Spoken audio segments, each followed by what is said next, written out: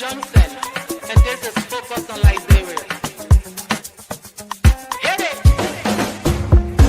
From Cape Mount to Cape Palmer, mountain back to Atlantic Ocean, oh, Bombing Hills to Pokonjre, to educate, elevate, and promote.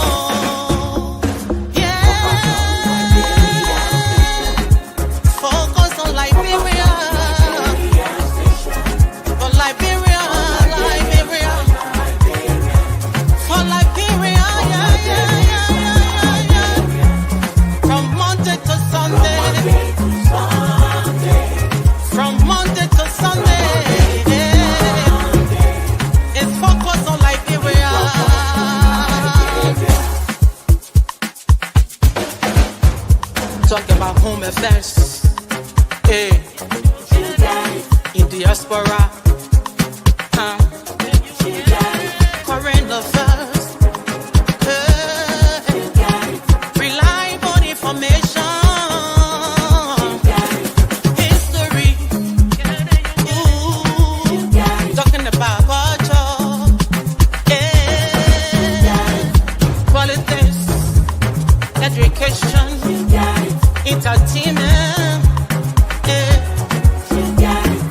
business, sports, advertisement, articulation.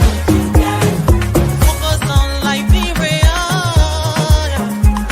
Focus on Liberia. Focus on Liberia. From Monday to Sunday.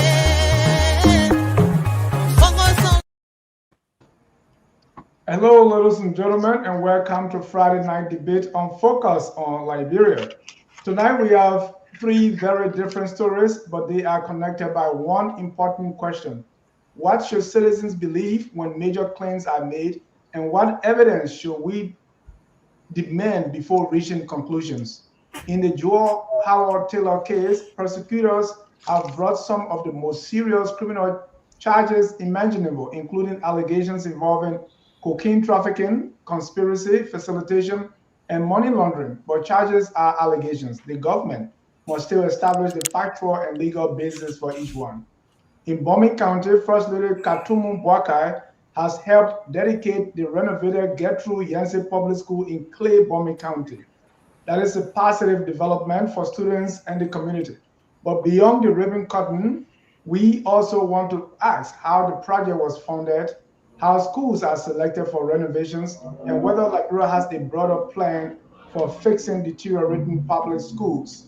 And in the United States, Brooklyn Park Police Chief Mark Budley has denied that his police department donated vehicles to the Liberia National Police. The LNP says the vehicles were instead purchased from a private company. That raises another straightforward question: where is the procurement trail? Tonight, we are not here to defend government, condemn government, convict anyone in a court of public opinion, or manufacture controversy where the facts do not support. We are here to examine claims, text explanations, separate what is known from what is alleged, and ask questions citizens have the right to ask. This is Friday Night Debate, and let me welcome from the nation's capital, Jimmy Eastman. Welcome, sir. Glad to be here. Looks like we're going to have an exciting conversation tonight. Thank you. Thank you. Let me also welcome the neo-progressive Dr. Clarence Pearson. Dr. Pearson, welcome. Thank you, Dennis. It's a pleasure to be on the show tonight. I want to say hi to my fellow panelists and our listening audience out there. It's a pleasure to be on the show tonight. Thank you. Let me also welcome Dr. Jones Otavius Mali. Welcome, sir. Oh, thank you, moderator, and my greetings to fellow panelists. Pastor Esti Salif is also joining us. He's been away for a few minutes. Welcome, sir. Thank you, Dennis. It's good to be here with all these wonderful folks again. I'm looking forward to a great show, and everybody, wherever you are, please join in, please share, and please send in your comments. Thank you. Let me also welcome the chemist, the instructor, and also the veteran UPP partisan and now CMC stalwart. J. Victor Nawi. Welcome, sir. Thank you, Dennis. Good to be here. Happy Friday to all. Also on Friday night debate, our chief financial officer, that's how we call him because he's the head of FOL Marketplace, where we sleep, eat, drink, finance, business, and everything in between. Mr. Gabriel M. Tabito Carter. Welcome, sir. Dennis, good to be here. I'm glad we have a legal mind on the show, so hopefully you can, stay out between some of the nuances with this case. Thank you. It's And good to be talking here. about legal mind, let me welcome Councillor Frederick A.V. Jewell, who is FOL Senior Legal Analyst. We heard one word today, they say continuance. So I say what that means. Councillor Jewell is here to explain and more. Welcome, Councillor Jewell. Thank you, Dennis. I'm happy to be here. And if you can adjust your camera, a little bit to move your body up, Okay, I'm so we way can up. see you. I mean, the last show was a success. I continue to get calls. They say, "Oh, Councillor Jewell is the best lawyer Labrador has ever known." They need to bring some money, man. I know. Lawyers talk money. Yeah. So, and Councillor Jewell may not be at the entire show, so let's get some things out of the way. The Jewell Howard Taylor preliminary hearing is being postponed. And my first topic, let me tell you the topics I have today. They are interested. Jewell Howard Taylor's preliminary hearing postponed and the Sheikh Basiru Kante connection. Number two, we'll talk about what's going on with the First Lady Katumu Bwaka dedicates and renovated the Gertrude Yancey Public School in Clay, Bomi County. I understand that's the school she went to. And we'll also speak about the Brooklyn Park Police Chief denying donating vehicles to Labrador National Police. Councillor Jewell, quickly, let's today, this whole thing about continuance, or Madam Taylor was supposed to go to court today, August 28th, for a preliminary hearing in this cocaine case. But the prosecutor asked that this be postponed to the 2nd of September. In the federal continuance. Please explain what most when people heard it, they say, "Oh, the government again just want to keep the woman in jail." What does this continuance mean? Is it a deliberate attempt or is it a normal court procedure? So the war is continuing. It could be a delay. It could be a normal court proceeding. In order to have a continuance, you must be able to show reason that the court can buy into to ensure that you're actually not asking for, it's not just suspension of the hearing. You're not asking for suspension of the hearing to another date, to a different date, without justifying your real reason. And the reason could be that one of the reasons could be that the lead counsel in the case could be before the Supreme Court or before the Circuit Court, or that the county attorney or the Solicitor General, who the state prosecutor who basically leads that trial, is caught up in the Circuit Court proceedings. They may not be ready for the preliminary, or that the evidence that they need in order to be able to proceed may not be available. That could be one reason for continuance. Right, but they gave their reason. They say, the Supreme Court is closing the March term, and so everybody's going to be there. So for the ceremony, and that's why. Does that make legal sense? You will be held in contempt if you're a counselor and the Supreme Court is closing, you are in town, and you do not attend the closing. Judges, the magistrates, I don't know what this bench is doing, but I know the Kokwa bench used to, almost the period of time that the Supreme Court is closing, only lawyers who have cases before the court would appear there. So the judges in the lower court will continue with their work. I don't think that's a justifiable excuse. Beyond that, let me tell you what preliminary examination is, so that the prosecution could clearly know, for the public to know that when preliminary examination is being carried out, who actually has the responsibility to state to the court that proof is not evident and presumption is not great, meaning that there is not sufficient evidence to establish the defense has that responsibility to prove that proof is not evident and presumption is not great.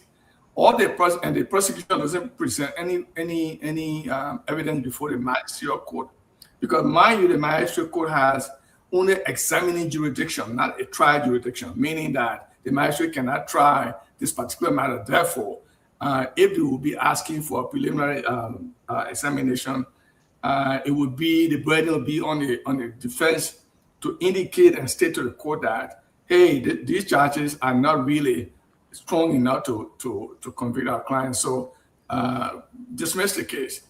If the magistrate should do that, because the magistrate does not have trial jurisdiction, the state has a right still to go before the circuit court and get an indictment along with a writ of arrest. I mean, if you ask me what they're doing right now, a preliminary hearing is an appropriate process to take, I would tell you no, it's a waste of time, because your client is in jail.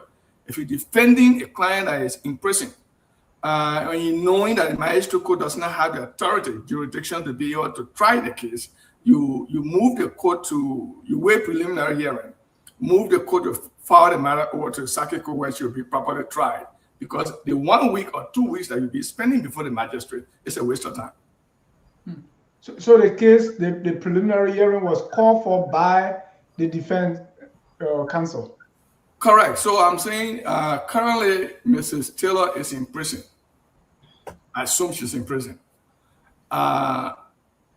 Because she is the defendant and because the drug charges are non-bailable offenses, she is supposed to remain in jail while the entire preliminary trial proceeding, the trial proceeding is go on. Now, the question is, when you ask for preliminary hearing before the magistrate court, you're actually saying that you telling the court that there exists insufficient evidence to take our client to trial, therefore dismiss this case. Say the magistrate agree with your argument before him and dismisses the case, it doesn't prevent the state from obtaining an indictment. So why waste your time there with your client being in jail after a preliminary hearing? You just basically waive the right. It's a right of the defendant to ask for that. But you can waive that right and ask the magistrate to file the matter to the circuit court so that indictment and proper trial period can commence. Thank you. Gentlemen, I want to give the floor over to all of you if you have a question or comment concerning the continuance. I got a question. I have a question, Jira. The Constitution also requires that an arrested person be formally charged and brought to a court of a competent court within 48 hours. Now, this delay, is it within the bounds of the law? So right now, what you're talking about is what happened before the police or within the police station. When an accused is arrested by the police, the law, the Constitution you cited provides that the police have 48 hours to charge the accused. In the case of Mrs. Taylor, the police had 48 hours to write the charge sheet and forward the case on to the magistrate court. So a charge sheet does not bring the defendant under the jurisdiction of the court. The charge sheet will be taken to the court along with the defendant escorted by the police. The magistrate will issue a writ of arrest to bring the defendant, Mrs. Taylor, under the jurisdiction of the court. While the investigation is going on before the police, the magistrate has no jurisdiction there. When the matter travels to the court on the charge sheet and a writ of arrest, a formal writ of arrest is issued, bringing the defendant on the jurisdiction of the court, then the court has the authority to proceed otherwise, to grant bond, to re-out the rights of the defendant. So the delay you may be asking for could be delayed before not before the magistrate, before the police. and the remedy for that. So lawyers would believe that the client case, the investigation before the police is taking longer than usual. You can file a petition for writ of habeas corpus to compel the police to bring your client to court. If you don't do that, then it's on you. Thanks for that clarity. Can I ask a question? Go ahead. Yeah, so to you, Councilor Jway, I think you said she's in prison. I think maybe that was a slip, because to be in prison, you have to have had a trial and a sentence had to be given out, to be in prison. So she's being held in jail. Would that be a correct statement to make? So she's on pretrial. She's in prison on pretrial detention. No, but when you say prison, isn't prison for people who have been sentenced, and jail is for people who are being held pending a trial and a sentence? So the magistrate court will sentence any defendant on pretrial detention to the Monrovia Central Prison. She's not in prison because she's convicted. She's in prison because she's on pretrial detention. Meaning that until the matter is brought to court, until the regular trial starts. That's why I keep saying that. To me, if I'm a lawyer in a case, it's a waste of my time and a waste of my client's time to attempt to ask for a preliminary hearing before the magistrate, because the magistrate does not have trial jurisdiction. And that even if the magistrate should dismiss the proceeding as is before him, the state can still obtain an indictment and a formal writ of arrest from criminal court B or from any of the criminal court. So why waste your time down there? Mm-hmm. Councilor, now we hear Victor. Mm-hmm. Yeah, thank you again for joining us. Been a minute. Let me ask you this. We understand the continuance is being requested by the government, and I know we'll talk about Sheikh Basiru later on in the program, but this man is a wanted man in the state of Maryland. He's a fugitive. He's a convict. Is it common for a criminal of his nature, of his kind, to be a star witness in a case as grave as this case in Liberia? That's a great question. Yeah. So the U.S. jurisdiction is separate and distinct from the jurisdiction of Liberia. How and why Mr. Kante is currently in Liberia, only the government of Liberia, who might be thinking, I'm hearing that they might be thinking of using him as the state witness.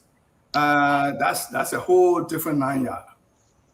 How he got out of the United States in the first place, that's the court in Maryland, I guess. I don't know whether you're before the magistrate there.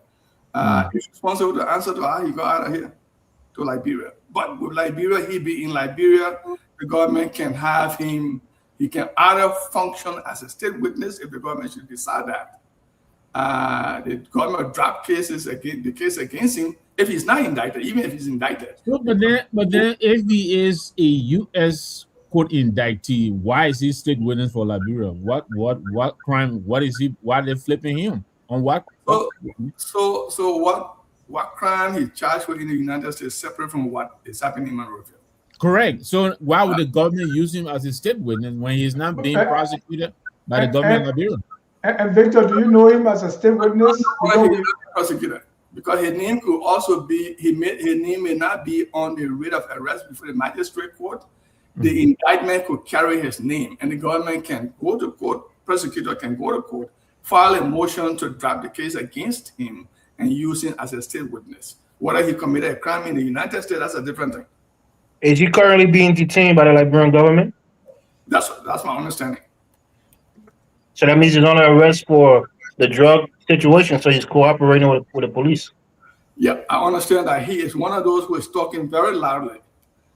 He is one of those who, in fact, has had video, text messages, and other transactions between he and Mrs. Taylor, given to the investigating team. Wow. I'm sorry, Councilor, and I know others are coming, but if you were defending Madam Taylor and Dennis, no, I don't have confirmation that this man is a state witness. I'm just going by what's in the press. But if you were the lawyers representing Madam Taylor, wouldn't you find if this man turned out to be a star witness, wouldn't you have a few days for? I mean, just his credibility alone, I think will give the defense lawyer a few days, don't you think? So I don't want to help the defendant because I'm not paid. So, All but right. but but you're correct. Such a witness is a trouble. If you put that witness on the stand, you have if you have very good lawyer, defense lawyer on the other side, credibility alone. I mean, I would just throw that out. I will work with the prosecuting team here. Right. Get a subpoena for our court to be served on the trial process here and have the record sent to me. I hope I'm not said. I haven't said that to give this. No, thank you. You didn't say it. Good, but thank you. Yeah. Pastor Salih, question or comment on the continuance?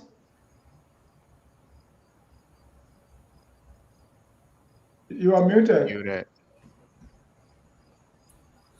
Everything the lawyer said, Joel said, is right. I mean, anybody can request a continuance. The prosecutor, the defense, even the judge himself can opt for that once you file a written request. And there's a reason why people ask for it. So many reasons.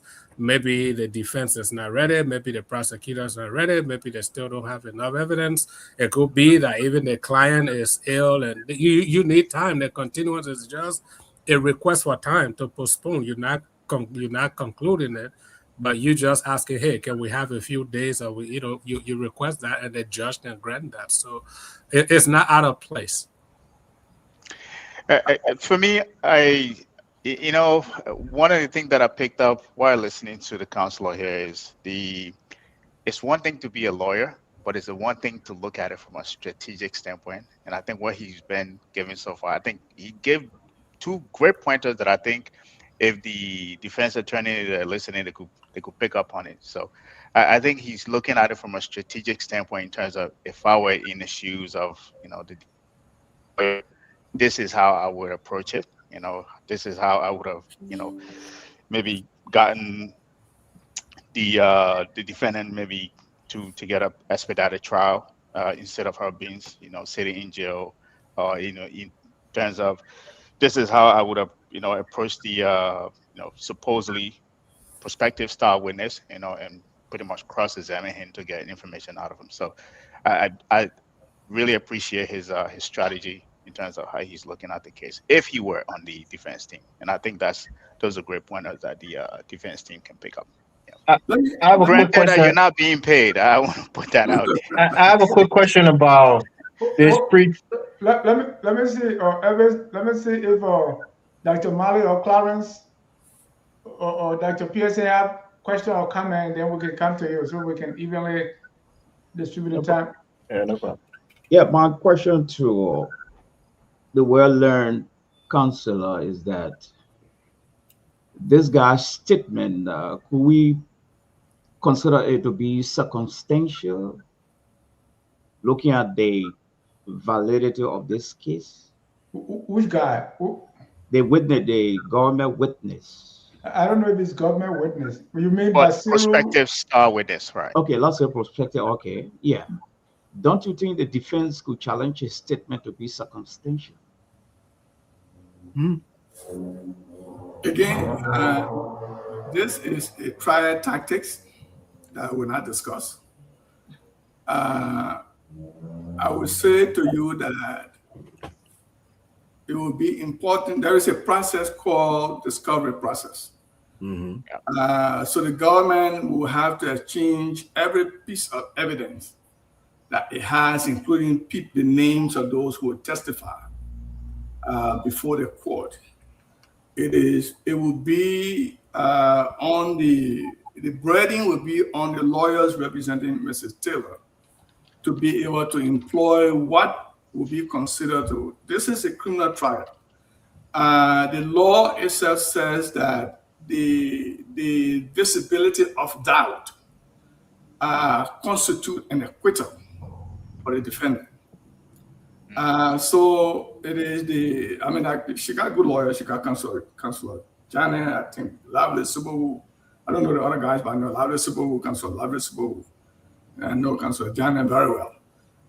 They are, in my mind, good lawyers who understand the trial proceeding in Liberia. So they will employ everything else to ensure that that doubt that should be presumed or that can be found will be established. And if a doubt is established, in spite of how visible the evidence could be to convict the defendant, the law provides that it is a ground for acquittal. Again, what goes into it, I wouldn't discuss that. I think they should find it themselves. But that's what it looks like. Again, credibility of the witness can, as Victor asked the question, it's a key issue in every form of trial. Where has the witness been? Who is he? What business is he involved with? What is his connection? Has he been in prison? I understand the witness in question has financial charges against him in the United States. Are those necessary to discredit him?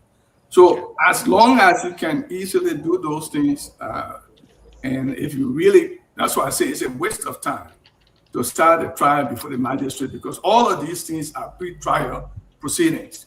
The magistrate has no jurisdiction to listen and pass on them. So why waste your time there? I think when they go to discovery, they'll be able to find out most of those things. That's why discovery is very important to establish most of those claims, most of the things that are being made. But I think based on what I've read and how I follow the case, I think he's a material witness in this whole thing. So. And what happens here in America, like you said from the beginning, Counselor, it's a different jurisdiction. So it's just like even in America, you can even be in the same country if there is a crime and it has a federal component and a state component to it. The state still can. Federally, you could even be pardoned by the president, but you can still be held liable by the state. So Liberia is a different jurisdiction. The jurisprudence in Liberia will be, different from that of, America. So it doesn't matter what charges he's under here in America. What's going on in Liberia is a different ball game. So they got their own proceedings that they got to follow there. Yeah, Counselor, go ahead, please. Thank you, Dennis. Councillor Jewa, hi, it's a pleasure having you tonight with us. Can you hear me okay, Dennis? Yes, sir. I can hear you. Councillor Jewa, I think it is very important as a new progressive to be on the same platform with one of our original progressives. I just want to say, look, thank you for your service to country. And thank you that we enjoy multi-party democracy and a level playing field in Liberia where our political ambition can be expressed through multi-party democracy. But having said that, I just want to frame my question outside of the trial itself, considering that it's before the court right now, and I know there are some trial tactics you cannot explain. But I want to just have you bring on your political cap for a second, even though you are a lawyer, but as a progressive. When you hear Councillor Super, what is the name again? The security, the legal Lavla Super. Yeah, Lavla Super.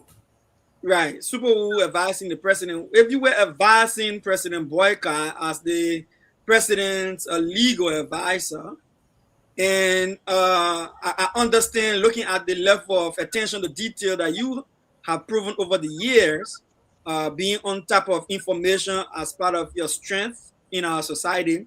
If you were advisor to the president, assuming that you are on top of the information that would make you an able advisor, will you advise the president to pick up that phone and order and approve the arrest of a former vice president, given the fact that the vice president have already notified government through the appropriate authority, which is the Ministry of Foreign Affairs, that she had a pending travel to make, and has been given two diplomatic notes, 2 notices approving her visit to leave the country, and also understanding as legal advisor to the president that the president, with the security team having been briefed every morning, is aware that this individual person, which is the former vice president, is under surveillance and being investigated for a serious national security issue.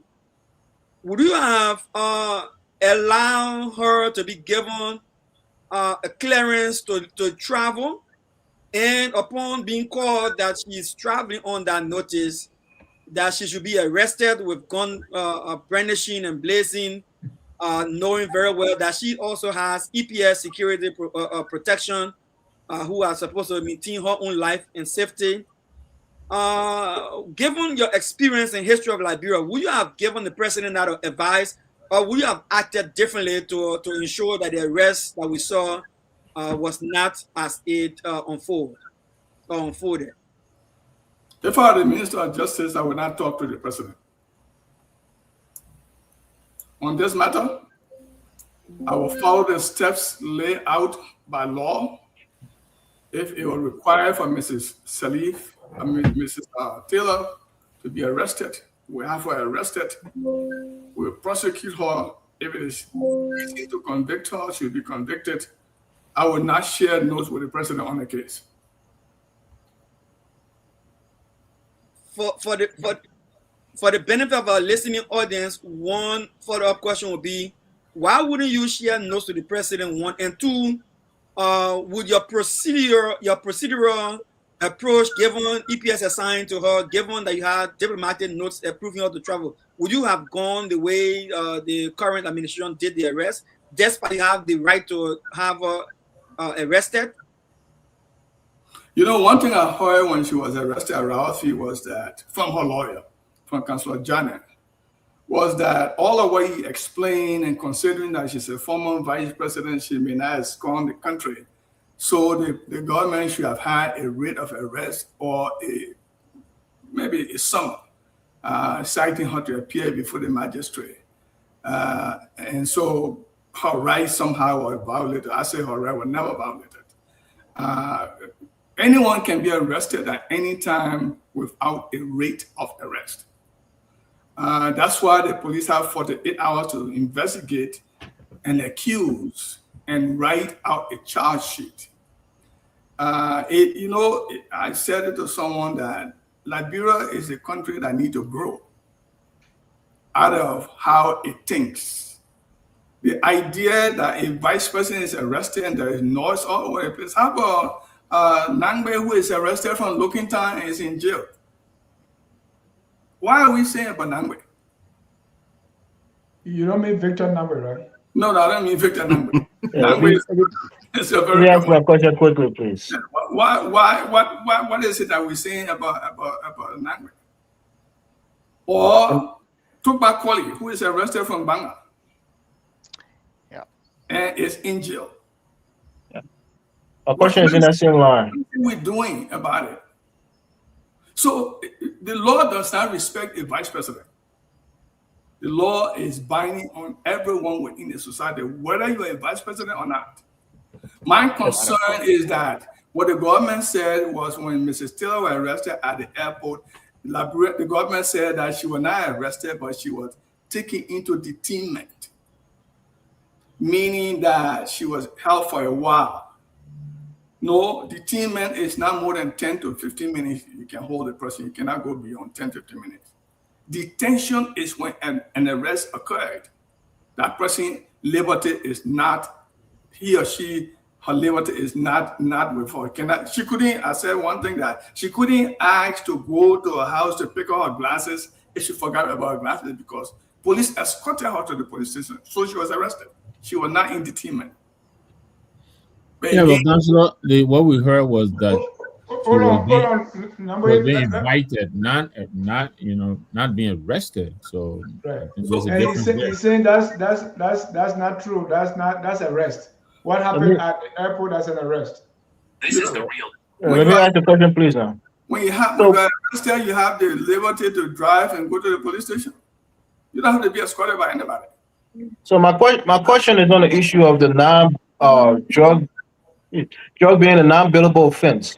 So, say somebody of the stature of the vice president is remanded for 6 months doing trial in South Beach, and she's sworn not guilty.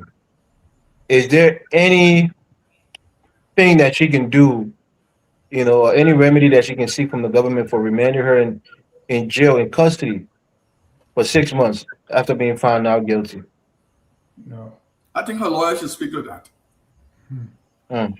Is there any legal thing to that regard for innocent person being charged for a crime that they didn't commit and they're in jail for, let's say, 6 months up to a year? There are several remedies for that. The lawyer should know what to do about it. Okay. All right, that was my question. Wow. All right, ladies and gentlemen. Before we get to that, Councilor Jewel, we're going to keep you a little bit. Let's bring in Basiru case, right? And I want to, everyone can jump in. How much of the government case now, from what we're hearing, depends on Sheikh Basiru Kante? Okay, so how much of this case is depending on him, and what happens if Sheikh Basiru Kante is not there? Yeah, let me chime in quick and to ask Councilor Joe something, because Kante account may provide the narrative, but we still need objective records to corroborate his story. Isn't that right, Councilor Joe? Oh yeah, that is what the discovery proceeding would be all about. I mean, if you read the charges brought against Mr. Taylor, they are very serious charges.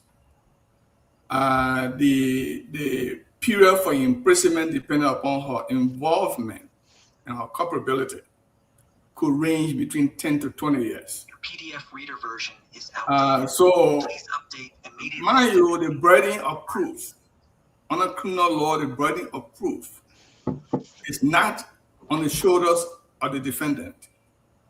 It is rested at the doorstep of the government. So again, you got to have very good trial lawyer, very good defense counsels who will look at the case and determine the strategy they will adopt to be able to get their clients free. I'll give you one hint. Indictments are drawn hurriedly, very hurriedly, by prosecutors in Liberia. The law on a grand jury finding a true bill has processes. One, that all of the 15 jurors will have voted and agreed that a crime was committed. And they will sign the form indicating, establishing who were present and who voted. There are roll calls every morning to ensure that 12 of the 15 were present. And at the end of the grand jury hearing, there is the true bill that is signed by the foreman and the secretary of the jury, the grand jury. The record to that effect will have to be part and parcel of the case file. I will be looking at the case file to follow whether those things are on the file. If those things, if the minutes of the jury are not on the file, if the voting record is not available, if the true bill was signed just by the secretary and the foreman of the grand jury, then an indictment could not have been possible. Then a motion to dismiss for failure to establish for failure to establish a legal document or a defective indictment comes about. Are they going to do that? Or are they going to stay and do something else? Are they going to look at the record in its totality to be able to determine what does the code file look like at this point?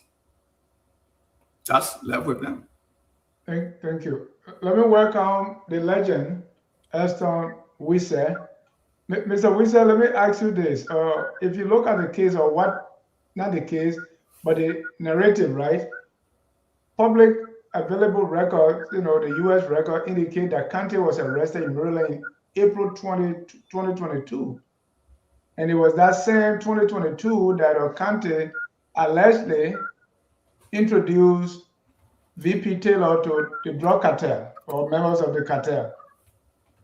Have you thought about that? If that was before his arrest, after his arrest, have you tried to put the two days together and see what's going on?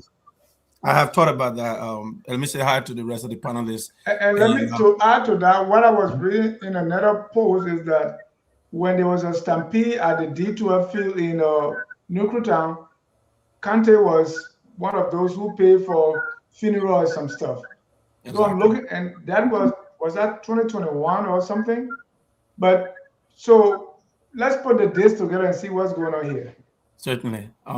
Ja, let me say hi to the panelists again, and my apologies. I had a little hiccups joining the show earlier today, so I came on a little bit late. But in any event, let me start. I had a fair assessment, and I hope the lender counselor can either corroborate or oblige or maybe oppose and provide some education for all of us on the panels and for our listening audience. I think it's fair to say that the way the United States operate, considering they are here in this drug saga that is unfolding in our country today, it's only fair to say that they are cognizant that even though Mr. Sheikh Kante fled the United States of America, their presence is here and they are aware that he's in this country. It tells you that they may not take his presence here lightly, because you and I know there are people who are referred to in this country as state witnesses. There are people who are involved with some crimes at some level, but the state use them, wherever state may be, they use them as someone to speak against other people who are part of the very crime, and they go off those evidence or pieces of evidence, and they can evict a person. So having said that, I hope it is the way that everyone is perceiving it, because I've not heard people talk about it to this extent that this guy committed a crime in the United States. Is out there that the U.S. is searching for him. But yeah, it's a case unfolding in Liberia. They are cognizant of the case, and he's here in Liberia. And to retire before the counselor can chime in on this, I want to bring to our attention also, there's a gentleman, the first name should be Alexander or Alexei, something like that, but last name is Brown for certain. He was trying to leave the country, and he was equally apprehended, I think, at the very airport or at the port. And if that could happen to him, the counselor also drew an analogy. If it could happen to an influential or an affluent person like the learned counselor and vice president Joel, and it happened to an ordinary citizen, why should it be seen so differently? Because you are at the airport. And so to add on, she brought the recording on the scene. It was not the police that recorded that or standby person. It was the vehicle of the former first lady that recorded that video that is flying on social media today. Which video? What did the video say? The video with her speaking to the IG Gregory Como on the phone, saying that, oh, I'm trying to leave or what have you, and they are preventing me from leaving and causing a scene. Yeah, I have my security. They are fighting with my security. It's a plethora of it all on social media. But my point here is no. But what is the relevance of that? That if that you meant to mention that, what are you implying? From going, why is it a different scenario if it's the VPs? Should we have every human being treated equally under the law? I hope the counselor can chime in on both points that are enumerated. Because they lied. They said they invited her. They didn't invite her. They arrested You are her. not the counselor. I'm referring to the If they counselor because invited her, they would have sent her a notice of they did that at invitation the first fire. to go But to the police I'm making a station, but point. they went and I'm hoping the publicly counselor arrested her to can give Hold embarrass on, her. hold I'm hoping on. the counselor can give a legal view on Yeah, the whole situation. Mr. Wisi, I was also asking you about the date, 2022. Well, I mean, well, the fact that I acknowledge that Mr. Kante is wanted in America, and I also acknowledge that the United States is involved with this case. They are on the ground physically, and they know of his presence in Liberia. That should say something to everyone who's following the case that they may not want him as much because America gets what America wants. So if they want him so badly, they are here. They will nab him real quick and have him expedited right back to the U.S. of A. But they may not want him so badly because they are here and they know he's about to testify in a major drug case. That's why I'm alluding to. Or could he be another Charles Taylor who broke jail and is in Liberia operating? Hey, you can attribute any scenario to that, but I just wanted to hear the counselor's own learner perspective coming from a legal standpoint. You know how he envisaged the whole thing, the whole picture with Bashiru being wanted by the United States, and the American government has a presence on the ground today, and he's here physically, and they are cognizant that he's here. Thank you. I can answer that, but let Joel go on. Councilor Joel. That there could be a government-to-government transaction. And as you're correct, I understand there are two Homeland Security officers on the current team that is doing the investigation. I understand they had two FBI also part of the team. And the embassy is pretty much involved with assisting, not really involved in the investigation, but assisting. How did Mr. Kante leave the United States to be found in Ghana, from Ghana to Liberia? That could be a discussion between the U.S. government and the government of Liberia. I would what my concern is that it is not true that Mrs. Taylor was not arrested. It is true Mrs. Taylor was arrested. She was not invited. And when you are invited, you are allowed to drive your own vehicle and go to where you wish to go, and you can physically go there. There's no reason to hide that. She was arrested. She was arrested and taken to the police station. I think less than 10, 20 minutes, 30 minutes. The charge she was read to her, and she was charged with a crime that the minister called, the minister and the police director. No, Councilor Jiwa, why do you think the government will lie about that? I think one reason is that which is a bad reason, is that they may think that they're trying to do the public some favor by trying to say that we didn't arrest her, we invited her. From the pressure that she's a vice president, you cannot arrest her. If our minister of justice, there's no pressure, we arrest her. All right, we brought her back. So it means they don't know what they're doing. They don't know that it's legal to arrest. Well, I guess they should know that it's legal to arrest. If you attempt to public pressure, then you will be giving information that will become difficult to defend. The madam is believed to was about to escort the country. The information I have is that she was not just going on meeting, going to a conference to speak.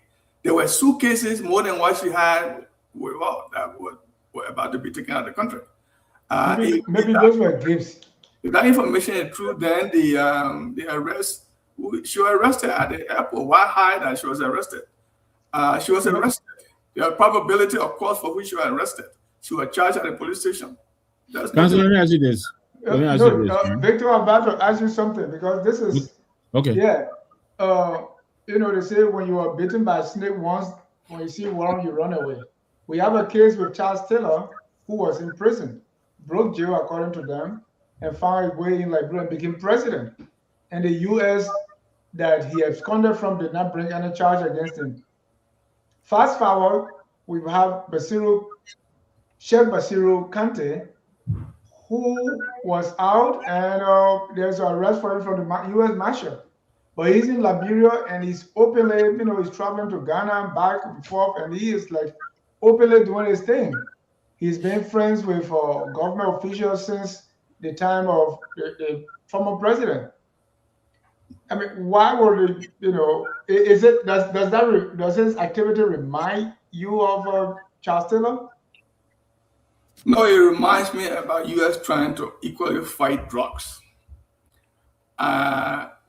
If the U.S. has concern,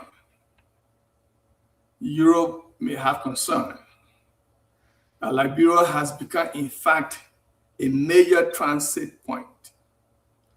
And in order to get the information, to get those who are indicted now, or arrested and imprisoned or being investigated, Mr. Kante is the one who really participated in the entire process.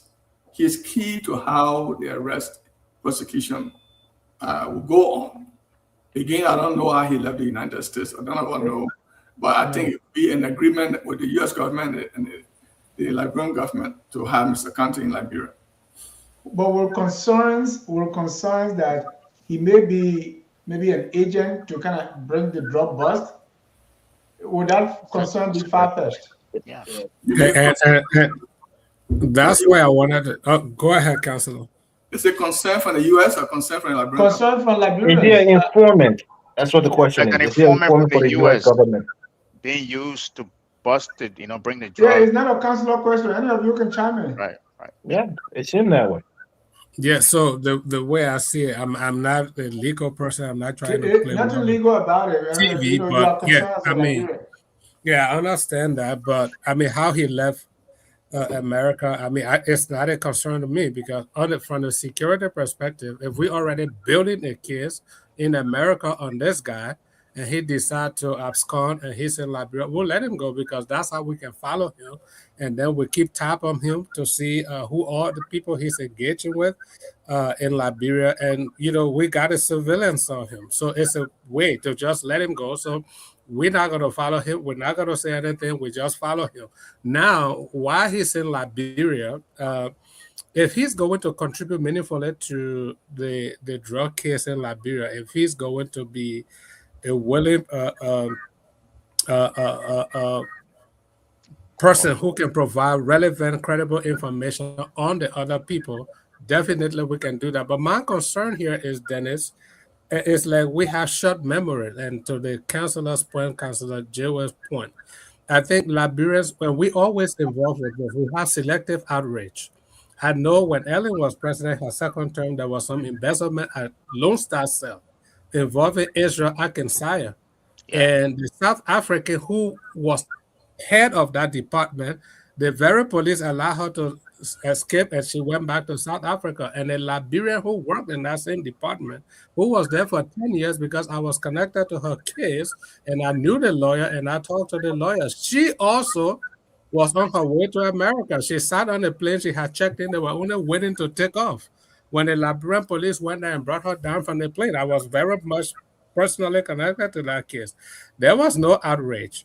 When it's the VP, then certainly there should be outrage. Like the VP has exclusive rights, privileges that is above the Liberian's legal system.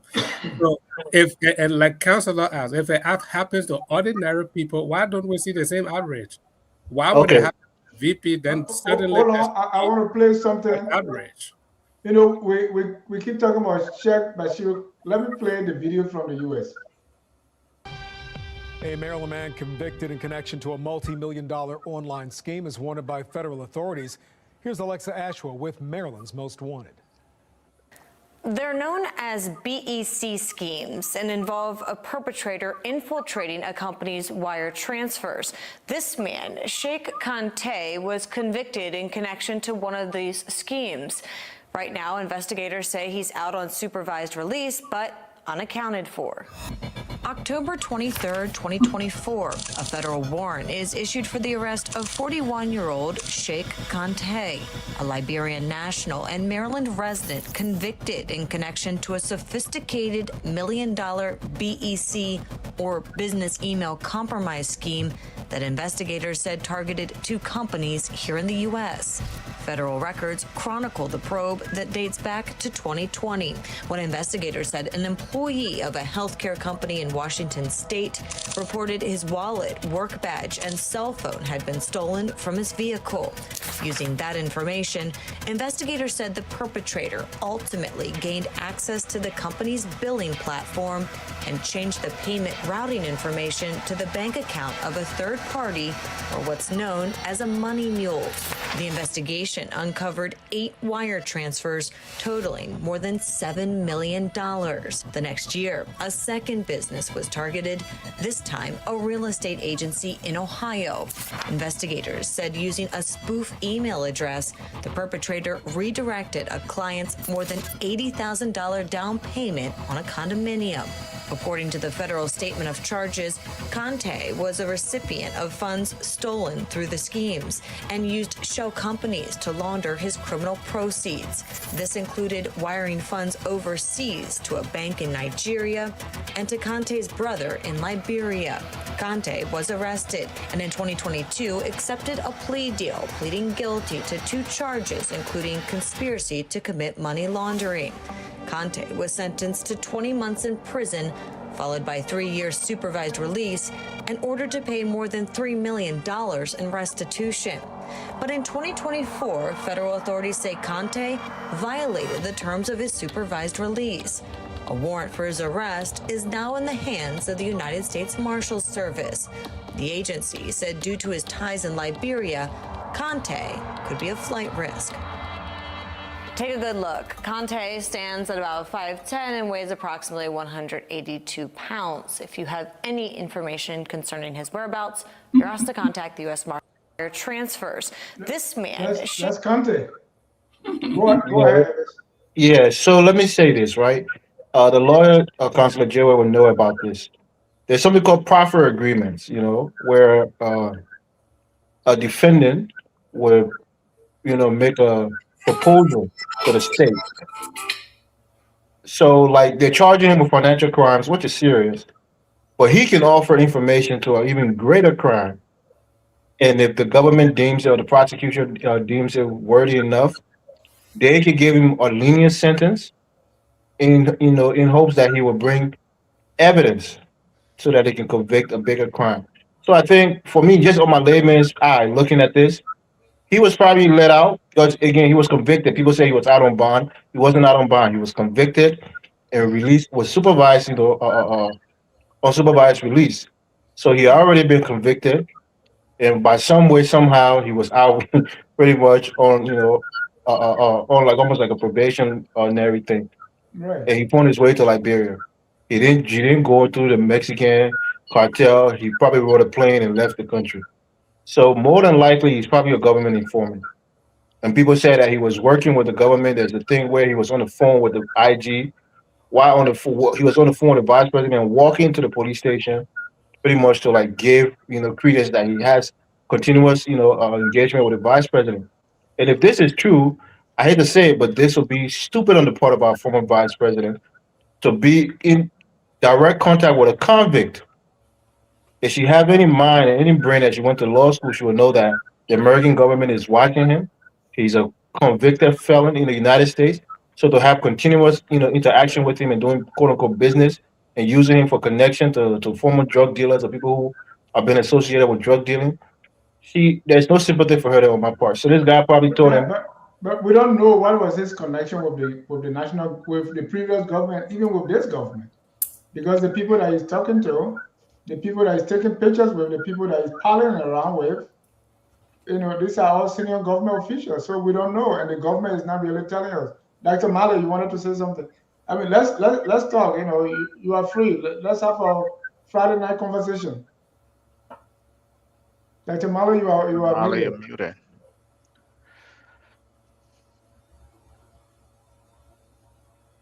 Okay. Well, I think from the video, I've seen the video for the second time. I think there are multiple layers to these things. The first layer is that America has got its own interest. For someone to break jail and just move into West Africa, especially from America. He was let out, but he was supposed the It whole was Yeah, on thing is 3 supervised years. release. no, He was on supervised release. He didn't break jail. he was let out and he absconded. All right. Okay. So what we're seeing here is that he came to Liberia. The American government watch is still on this guy. But here is my take.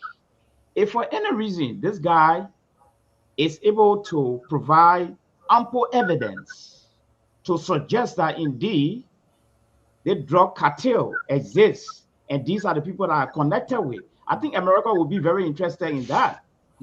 Because America's interest here is to block all the loopholes to make sure. And if that would be the case, and if the government succeed through this guy to get all the information, I doubt it. The guy can even be returned to the United States by the embassy of America in Liberia. I doubt it, because now they want to use him now to accomplish their own interests. You see, I want to believe so because America is very good at that, according to some sources. One, you can provide for them, help them. Well, their enemy can be their friend, a very good friend. So, Dennis, let me further. This is not a legal perspective. This is, And from this is my not a understanding. legal show. So Right. So let me further substantiate. I think where the conclusion that everybody else is coming to, that this guy could be in cooperation, being used as a state asset between the U.S. and Liberia, right? So, backstory. Quickly, I will be very brief. Before I got into banking, I used to be a probation officer, right? Rehabilitating some of the worst criminals in America, in Massachusetts here, right? What you do, because you're a flat risk, if you're on home, what we call supervised release, you have an itinerary. Meaning, if you, Dennis, is on supervised release, I am your probation officer. Every weekly activity from the hour, I will know exactly where you are in the community, right? Every week, you report to me. So if you are moving in a community, anywhere you're going, I will have to know that. So for a guy at that level, And besides that, you have right? the anchor monitor on you. Right. I was just Not about to only, say that. right? I will know exactly where you are 24 hours. And based on that itinerary you fill out, if you say today I'm going to be at work between 5 and 6, right? I can randomly show up there. And if you're not there, I can pick up the phone and call the marshals and they will pick you right up. That's what I used to do when I was 23 years old before I got into banking. So, which further substantiate the fact that this guy is not just in Liberia on his own term, right? Because you're being monitored, you can get monitored, people know exactly where you are. Lastly, I will say this: your passport. In your passport, if you open the back of your passport, there's a tracker. Anywhere you go, everyone knows where you are, whether you're under you're being monitored or not, right? So for this guy to leave from the U.S. being monitored, and he's in Liberia, and the U.S. did not do anything, nobody, it further substantiate the fact that what the conclusion that everybody is getting to, that this is not just any old state witness, that this is a cooperated uh, you know, plan of trying to bring down the drug cartel between the U.S. and Liberia. And it's unfortunate that the vice president should have the people around her supposed to be aware of everybody she interact with to be able to assess the individual before she interact with them. So so Gabriel, if to continue, if you want to continue your trend, where does that leave or the VP? So I mean, from what you were saying, so extend it to the VP. So it means that whatever information they get on the VP through the one you are alleging has the informant could be legit. Is that yeah, what? and this Is is that your this feeling? that's the point that everybody's making, right? No, you are The not making fact, that point. No, I'll concur with that point. right? I'm Right. supporting Let I'm me let me supporting let Yeah, me land Gabriel's quickly because point. I know there's a lot of us here. Let me land I'll quickly. support that point too. The and I feel for her. To be honest with you, I feel for her because when you're in that level of position, you got to be very careful, Dennis. You got not the people that come around you. You have to vet them. The same thing we do around ourselves. You have to vet them, right? So the fact that she is arrested, that means again, this whole case, there was international partner coordination, right? I think we've heard about that.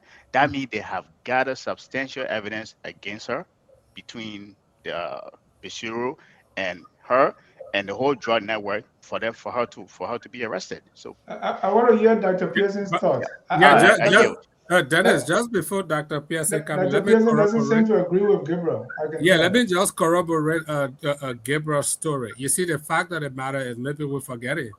When I was president, he has already been invited, okay, in Virginia, and he was because with this same drug issue. So these people have been following that issue for all this time, and then if he was on supervised release, there's no way you're on supervised release that you're not wearing an anchor monitor. And if you're wearing it, there are limitations to that. Depending on the term of your supervised release, your anchor monitor can only go certain miles. Once you go beyond that miles, it starts to beep. They got everything that has been monitored. So there's no way he can just abscond. But to just wrestle, you bring in Dr. Pearson, somebody in the position of vice president. Nobody should come in the presence of a vice president or the president without going through extensive background check. So how can a vice president allow such a person in her orbit without any vetting, no background check? So any criminal can just come from any country and just go there and start to interact with such a government, high-profile government official. So I don't have any sympathy here for the vice president or whatever. When you are in certain position, you have to verify everybody because certain position attract certain people. Everybody got interest. People trying to push things around. So they want to use power, they want to use influence to move things around. That is why there has to be background check on anybody who comes around somebody at that level of authority. She agreed to promote gifts. I hope you're not using a Bible lens. Do not be on. No, it's not Bible. This is security. do not be on equally yoked. Well, Dr. Pearson, I want to hear your thoughts. I'm a security professional, Dennis. Okay. Thank you, Dennis. You know, when I see people excited about a former vice president getting politically prosecuted, and don't give me a chance. I sat down here patiently. Everybody talk tapata. You can't dismiss our thought as tapata. Go ahead. Talk. Listen.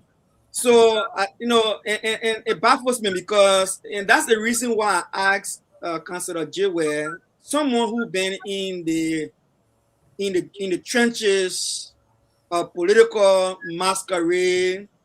And political no, Councilor Joel was not there. He was not in the trenches. He was at Bible College in Yakima. He wanted the counselor to agree with him so bad. But let a man land. Y'all let him land. Let him land. That's why I can't put really behind my name because then they'll say I was in the seminary. I don't know anything about politics. No problem. But what I'm trying to say is that, look, gentlemen, when we are discussing major and pertinent national issue as such concerning a former vice president, it is very important that we lay aside any form of prejudice. And I understand why there will be prejudice. She's the former wife of former President Charles Gange Taylor, someone a lot of Liberian people have beef with. He's convicted.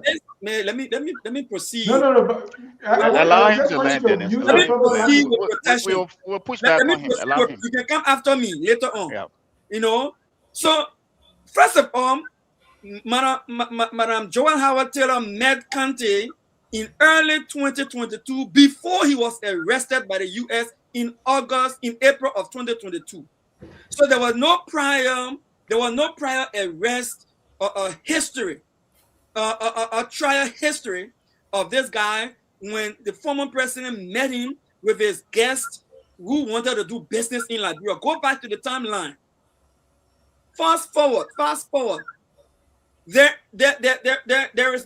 no record that Kente is in Liberia since we've been having a discussion. The government of Liberia have not said that. And out of Kente's public profile and footprint that we are tracking towards says he's in Dubai. Whether it is physical pictures he's taking, video he's doing, please his own. Please go do your research. As I speak to you right now, he is not in Liberia. He was never in Liberia before Madam Joel got arrested. No, he was not. No. So let me make, when he got prosecuted in the U.S. and went to jail, he didn't come out until October 2024. From 2022 to 2024. So which means he was not even in Liberia when Joel Howard Taylor was vice president after the initial visit in 2022, early 2022. He absconded the U.S. and came over to other places wherever he's hiding. He was hiding himself or hanging out in Dubai. Some people believe that's why he been hustling and doing his thing.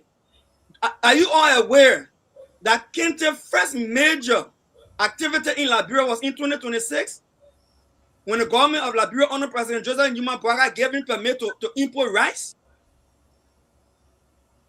To import RPD. They issuing RPD to import rice. You're saying all of that to say... I'm saying all of this to say that this is a major conspiracy to tarnish the reputation, the high-end reputation of Madam Joel Howard Taylor, and that way we have all the political chicanery going on. And let me say this to the Liberian people. There is going to be no opposition bowing down to President Boakai passion and compromise fight against the drug situation in Liberia. And we are calling for an independent investigation into the drug crisis, so that those who are actually named by the cartel, like Jojo Boakai was named by the cartel on video recording his name, should face justice, and not Madam Taylor. We remain open to where the evidence will go, but the evidence should go with fairness and transparency. And I'll end there for now and be quiet again. You can come up. I will not, because you're married to Chancellor. Why you defending her? Hold on. Let Mr. Wisse come in. With all due respect to anyone who has a political lineage or who have family ties to the former president, the ex-rebel leader, Charles Taylor, I think people don't realize that Charles Taylor is not, like Dennis started to say, he's not incarcerated today because of Liberia. He's incarcerated because he was found guilty of trying to destabilize an entire sub-region. That's why he's incarcerated today. Let's make that very, very clear. Let's make that crystal clear off the back. He's incarcerated today again because he tried to destabilize an entire sub-region for which he's found guilty. He's at The Hague today. And I see, listen, when those who are opposed to this government today had their time, they did absolutely nothing. Look, one will always be better than zero, considering this government is trying to go after somebody, so to speak.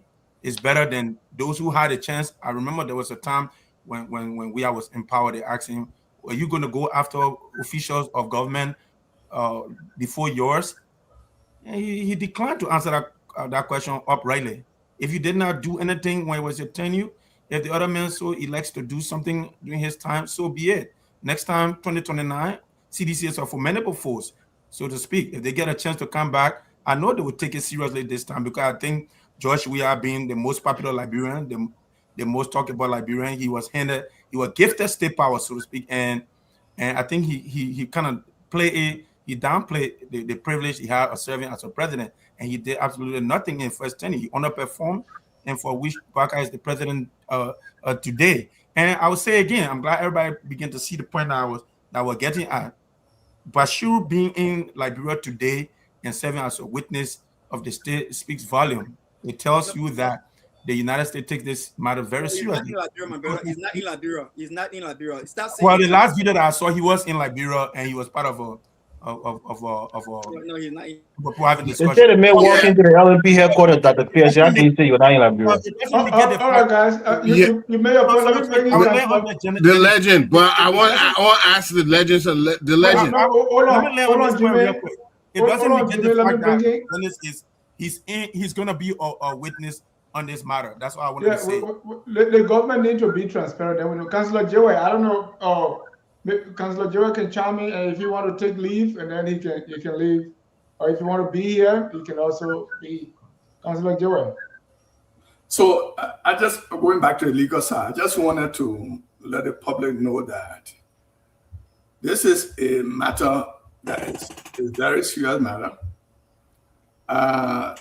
If the preliminary examination process that is going on before the court, the magistrate court, was not sustained and the state got an indictment along with a writ of arrest and had Mrs. Taylor formally arrested, the government have 2 successive trial periods in order to bring her to trial, to formal trial. In other words, within 42 days after an arrest on a formal indictment and the writ of arrest, the government may bring the defendant to court for trial, may bring the defendant to court for trial. At the end of the first jury sitting, which is 42 days, there could be a second jury sitting, which when you add the days up would be something like 84 days, 42 plus 42 would be something like 84 days before actual trial could start. So again, I go back to my contention, why preliminary examination when all of these steps, all of the obstacles, the legal pre-trial processes could take up time for your client. So the public should know, if tomorrow Mrs. Taylor, a formal writ of arrest served from the criminal court, the circuit court, and during this August term of court, she is not tried. People should not complain that the government is playing trick. The law provides for trial within the first successive period of the jury sitting, which could be the first 42 days or the second 42 days. So the government want to play ball. It could bring Mrs. Taylor to trial in the August 10, 2027. Hey, all right. Thank you, Councillor Jewel. We're gonna move on to our next issue. And Councillor Jewel, welcome to stay if you want. Yeah, but Dennis, before we move on to that issue, we gotta move on. Yeah, Dr. Pearson he says something that I think is very concerning.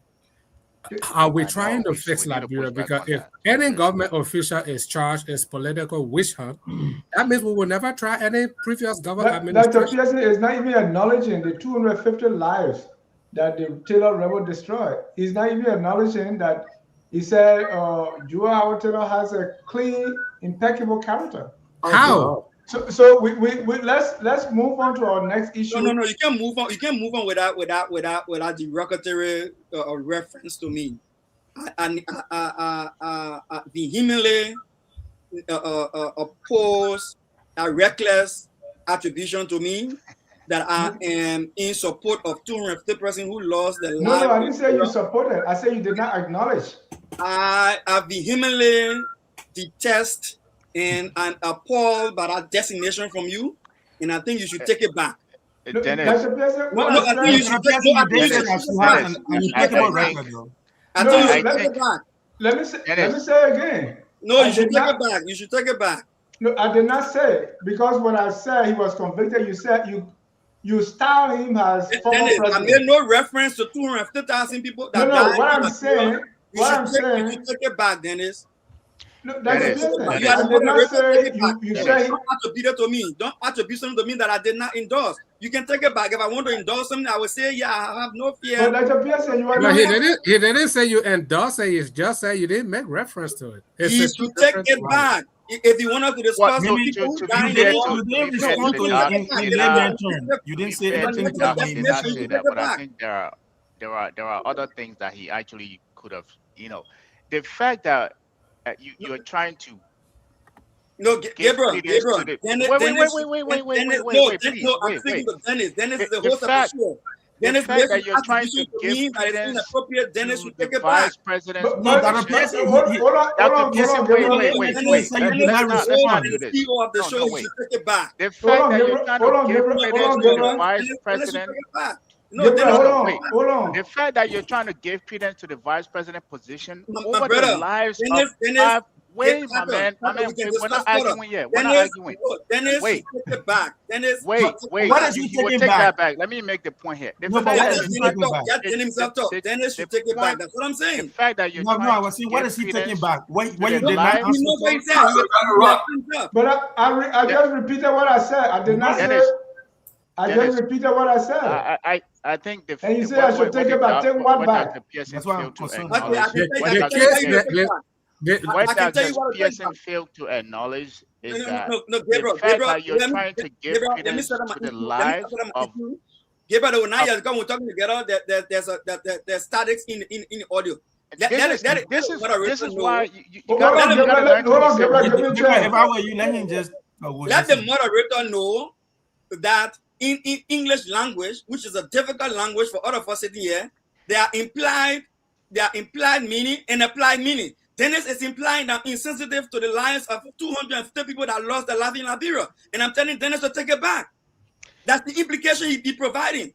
It's wrong. And this, Yeah, that's but how do you at the same time, Dr. Pearson, come here to say it's a witch hunt when they're not even going to discover it? You don't even know what. Hold on. You don't even know what. No, Dr. Pearson, you gotta wait now. You gotta wait. Hold on. That's not. You don't even know. No, but listen. You want people to Moderator, listen to can but you don't want bring to listen. an advertisement on, Yeah. please? You don't want to listen. Hold on, Dr. you Pearson. gotta mute We're Dr. trying to Pearson. listen You gotta to let you. people talk. You consider as crossfire. The case has not gone to discovery. Nothing has been decided. You claim it's witch hunt. You don't know what the government has. You don't know what information is there. You don't know what evidence there. So what is your proof that Dennis, you gotta mute Dr. Pearson. Sensitive to the loss of lives of 250 Liberians. Dennis should take that. You're trying to move the goalpost, Dr. No, Pearson. he did not. Dr. Pearson, that's not what I said. No, he did not. I'm simply saying you did not acknowledge this. All you are saying, you are showing us the good side of Taylor. What I did not And acknowledge. this guy is a did not master, address and that's the what I want you protocol. to acknowledge. Dennis, Right. what I did not acknowledge. The fact that Taylor brought war to Liberia over and destroy the country and murder. 250. And But Joel I'm Howard not Taylor Joel. was his I'm wife. not Joel who did that. No, I didn't She say was his Joel. wife. She stood by him. No, But I didn't say Joel. Dennis has to take it back. No, Dennis has to Dr. take it Pearson. back. he said you did not address it. I stand by what I said. You The stand woman by- married the rebel leader or known killer. Okay. You can't between what has people involved. When you Jimmy brought up Eastman. when you Jimmy brought up the Eastman. name of Taylor, I told you who he was, in all and you said fairness, no. in all That's not the fairness, side of Taylor you want to focus on. Jimmy Rebel Eastman, leader. show me Who the patriot and who the rebel? Jimmy Eastman. Funny. Eastman. That's why I said I agree. Show me one evidence that Joel Howard Taylor during the war condemned any of the actions of Charles Taylor, being the wife. I cannot. She even said we shouldn't prosecute Liberians because we're all one people. We shouldn't prosecute those perpetrators during the war. She made ridiculous statements to that regard. So I don't have sympathy for the woman. And Dr. Pearson, I cannot say that you are happy for 250 people to die. That's not what I say. I will not it's say not that. it's not even. I I'm not said trying to you did discount. not I'm not trying acknowledge to this side discount of the Taylor lives that of paralyzed the the. country.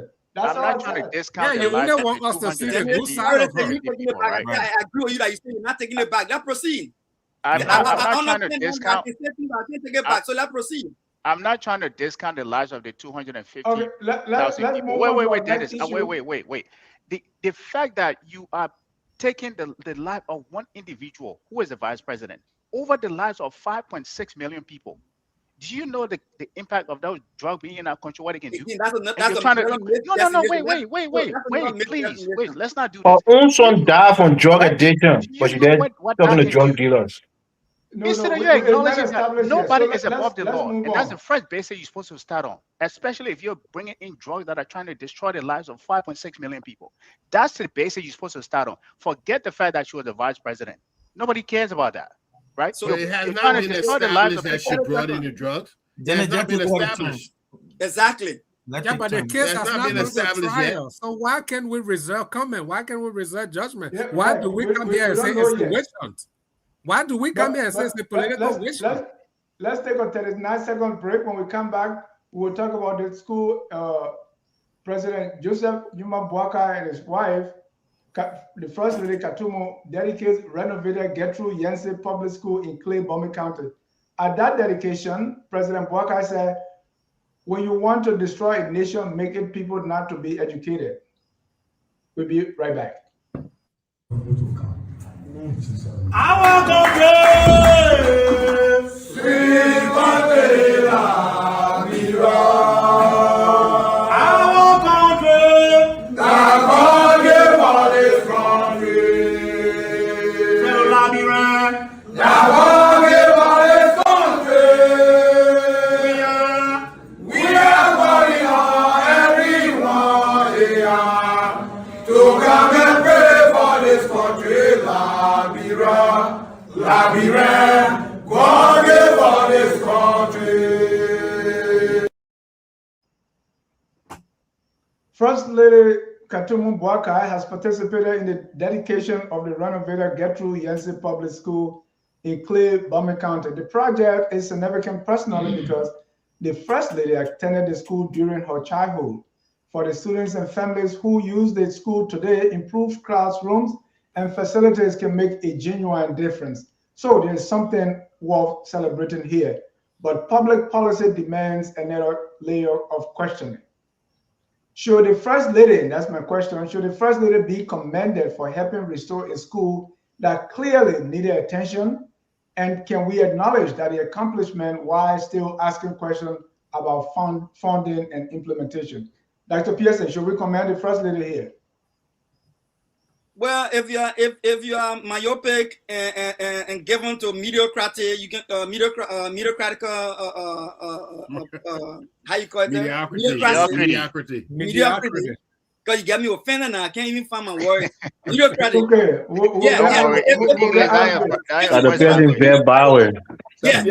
you're given to mediocrity to clap for something as petty as school building in the 21st century that has nothing conducive to show for proper educational environment, go ahead and praise those things. But there's what I would say concerning what I wanted to say before my minutes are high. Look, anyone accused under the laws of the Republic of Liberia is innocent until proven guilty. Your past prejudices and your misconception about what the law should be for anyone who has been politically witch hunt is not my problem. I got no issue about it. And I would say, yeah, for a fact, I believe President Boakai's approach to the fight of drug is partial, it's political, it is bent on witch hunt, and it is targeting people who he feels have ambition for 2029. And that partial approach to drug fighting must stop. Because if you do not address the problem adequately and properly, the problem will not be solved. And I don't care whether anyone has any beef with Charles Taylor and beef with Joel Howard Taylor. That does not curtail her right to innocence until proven guilty. And I want to make that very clear. We're moving forward. Very, very clear. And I will use my time to make that. Thank you. And it is clear, I think we should all acknowledge and agree that under our law, you are innocent until proven guilty. And as of today, Madam Joel Howard Taylor is innocent. Fair enough. Dr. Mali, talking about the project in Clay, what do we know about the project itself? How much did the renovation cost? Who funded it? Was the money public, private, donor funded, or a combination? And that's the question I want us to discuss now. Well, first of all, let's put it in context.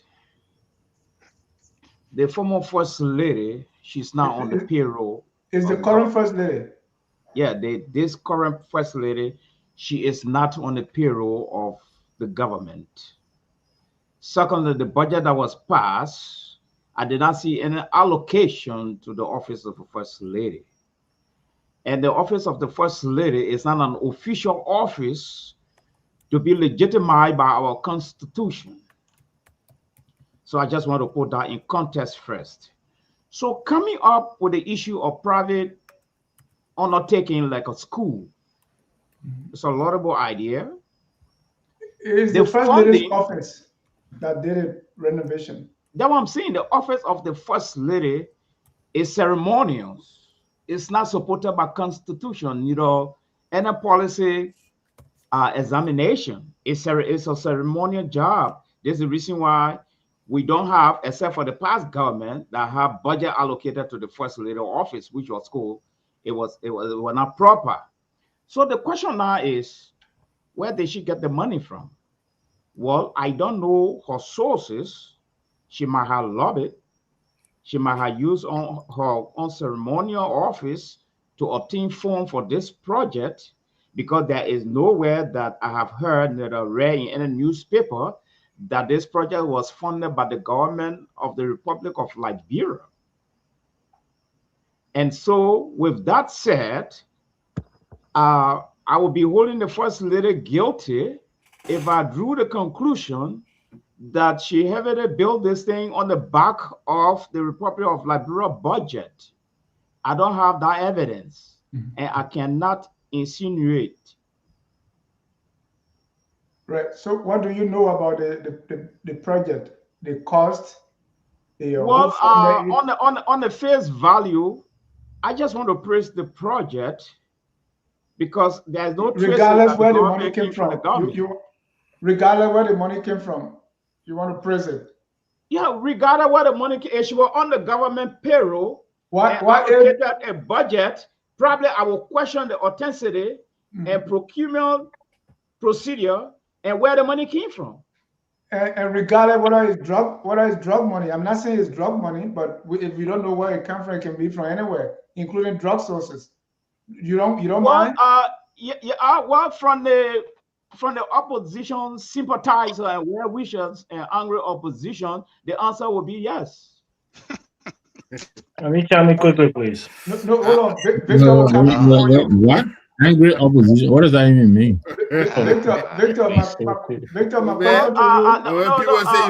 you. Let me just make some clarification. When I use I got it. When I use the phrase angry opposition, they are the only people that wear this spectacle to see things from that angle. Thank you. The next speaker, we'll come to you. Don't worry, we'll come to you. Let me get a chance to chime in on this one, man. Yeah. Mr. Number, your turn. Yeah. What do we know about the project, the renovation cost, who funded it, public money, private money, or a combination? Absolutely nothing. I know nothing about it. Just like I know nothing about the FOIA project. I know nothing about what this government is doing. But let me just say this. We said this is the same playbook with the free education launched by the Ministry of Education. It's the same thing with the president coming in, the shining armor coming to save the university. Institutionalize these things, Stop playing this savior complex. You get up, people got problems, they're almost dying, and you jump in to save the day. How about you put that in a budget so that even when you leave office, you institutionalize it? The approach to our problem solving, it cannot be on the whims of our leaders. So I don't know anything about it, and if she's doing it, I thank her for it. But I would say it is insufficient. There are a school like that. There are at least 10 of those in Barrobo where I come from. We don't have a Kutuma to go to Barrobo to save us. So then what becomes of us? But if you were to put that in a budget and allow the Minister of Education to address that, they will address that school and address the schools in Barrobo as well. That's all I have to say about that. And let me go for Jimmy. Hold on, Jimmy. Before you come, I want to ask this. I want to put this on the floor, and then you all can chime in. The First Lady has a personal connection to the school, right? That makes the project understandable. But there are many schools, like the one in Barrobo, the one in Doduke, and the one in Fisibu, that are across Liberia are in poor condition, including the University of Liberia. So the policy question is, how should Liberia decide which school gets renovated first? And for full disclosure, I'm not angry. For full disclosure, should decision depend on political attention and personal connection? Jimmy, you can come in. So let me go quickly. Look, the renovation is positive and a meaningful community achievement. Okay, let's give it its prop, especially because the First Lady attended there. However, it should not automatically be described as a significant national development, right? By itself. Okay, what we want to see in these schools, just what Nambe was saying, were qualified teachers recruited and adequately paid. Because you can have a fine building, you can go good teacher in that place, it breathes nothing. Are textbooks, laboratories, technology, sanitation reliable in the place? Has it increased enrollment capacity? will the government be maintaining we have seen buildings that come up? Look at Duco. But Jimmy, how was that school picked though? Okay, the merit, it's obvious how it's picked. It was the school she went to. But even if it's the school she went to, we need more grounded development that will last, that will be sustainable. That's what it calls sustainable development. Not just you decorate the thing, make it fine one day, and then nobody there to teach. Those are the most significant. Look, if you have good teachers, they can sit on the ground, and those students will be able to perform anywhere in the world. But you can have a 5 billion and no good teachers, those children will be empty. Why don't we focus on the things that will count in the future, that will be sustainable, that will be worth the effort? This superficial thing is not enough. We're not going to build a nation if we continue doing this superficial development. It's not going to work. And Jimmy, what you describe is the classroom I sat in when I went to Lower Draper Public School, where GCAS, we fight with them. And sometimes, because there's nothing to press on, we got a bamboo bench. So if you want to, what we used to do is to turn around and use the bench as desk with your feet in the dust. But the education was quality. Elvis. Exactly. Look, Mr. John, I'm going to call here publicly for the audit of the Joseph Boyka Foundation. I think the lawyers in Liberia have to call for a public audit to see where the funds are coming from for that foundation. I say this in all seriousness. Our vice president at the time, now president, his foundation had been dormant when he was out of public office. The likes of Mr. Alexander Cummings, his foundation was vibrant.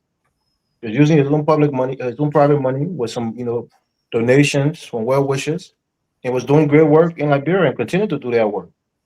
Once our president ascended to the presidency, his foundation became vibrant. He was going to the maternity ward along with our first lady, giving out plastic tub and so on. How did they get that cash infusion into their foundation? And where did they come from? That now he can reposit political cachet by doing goodwill for the Liberian people through his foundation. So we have to ask that question, because this is a similar thing that we saw the vice president, from the evidence we've seen so far, that she told them is like a way to launder money. And that's why the government is saying, because politicians in America, when they want to do you a favor, they don't tell you, say, give me $5 million, put it in my bank account. They say, donate to my political PAC. That's how they do it. So in Liberia, they tell you, put money in my foundation. I can use that money and go build school in my district. The people will then love me, they'll vote for me. I stay in power, I get more government, money. I can use that money and run a political campaign or donate to a hospital, whatever. They use that as a way to gain political cachet. So if the first lady couldn't do that when she was second lady in the country, when her husband was, had a budget over $2 million for 12 years, she didn't have the means to do that. She had to do it until after she ascended to the first lady. That's suspicious. Where's the money coming from? They went after Claire Weir's, City of Hope. They want to do an audit up and down to know where the money coming from. But we can know right now in this present moment, this government that touts itself to be, transparent, we can't know where the money coming from. And I agree with Dr. Pearson on that regard, that this government is a hypocrite. They are hypocrites in the highest order, our president in particular. He does things unconstitutionally, but when it comes to going after the opposition, he stands on the Constitution. He's a blatant disrespecter of our Constitution. But yet he hides behind it when he's doing something that is seen to be politically, motivated. So lastly, I'll close by this. We have to audit the Joseph M. Boyka Foundation to see where they're getting the money from, who's donating to it, and who the characters behind those donations are, and in what quantities are they donating to his foundation. That would be my take on it. Thank you, Gabriel. In my hometown, they say, we eat with hand, right? So yeah. they rest that in your hand while you can blow. So they say crank on that people from it. You can go and blow somebody who no rest, right? So that's why I taught my Bill Harper, Bill Tuzon. Now the first lady is building a school. You have any problem with that? So Dennis, I would say this. I think this is something that everybody on the panel will agree with. We all value education, Not right? everybody. We value education. We value quality education. We know that a nation future depends on the quality of education and the student and the leader that it puts out through its educational system. So nobody is disputing that. I think what everyone is, all of us is having, a little bit, kind of indifference about is the method in which it's being done. Like you just alluded to, right? You come, you build where you need to. You go to your town, you build your town. The next president come, they're going to follow through the same process as opposed to, like Mr. Nangwe and Jimmy Eastman pointed out, it needs to be institutionalized so everybody gets the benefit of having quality education or facility if those needs to be built. But here's a trend that I see on social media, and every time you go on this platform, you see that as well. Those in Liberia kind of politicize these things, like Dr. O'Malley just pointed out, right? He's seeing this as opposition being angry, but we're calling out things that are inconsistent with this government. I think Morris Elvis pointed out, right? This president has been literally doing things what we call pretty much off the books, right? The Peace Center in what is it, Lofa, the yellow machines. Now we got a school project, right? That things that should be communicated, even if they're not communicated, that should be a budgetary line item within the budget to show some level of accountability, are not being done. So when you see people talking about these things, this is not an opposition thing. As I said, when we come on this show, we should take off our opposition hat or political hat and look at things from a Liberian perspective. And this is how we should be looking at things. Not you because you're in opposition, you're looking at this, as a this is wrong. Whether you're in opposition or not, or whether you're in government or not, you should be looking at that this is wrong, and it shouldn't have been the way that we should be doing these things. So I will yield on that. Pastor St. Salif, a renovated building is only one part of the education. What happens to what happened after dedication? I know you were dedicated before. What happened after dedication? Does the school have enough teachers? Does it have textbook, desks, teaching material, running water, functional toilet, electricity? How will it be maintained? Or will it fall the same fate? I mean, I was surprised for Carroll High School, that nice school in Yokipa. I mean, it's in ruins. And even though that's, public school, but talk to me. Yeah, thank you, Dennis. And I think everybody has the right to criticize and portion blames in the way they want to. But I think sometimes our criticisms are just not fair. And I love to be balanced, okay? Nobody criticized the JMB administration more than me.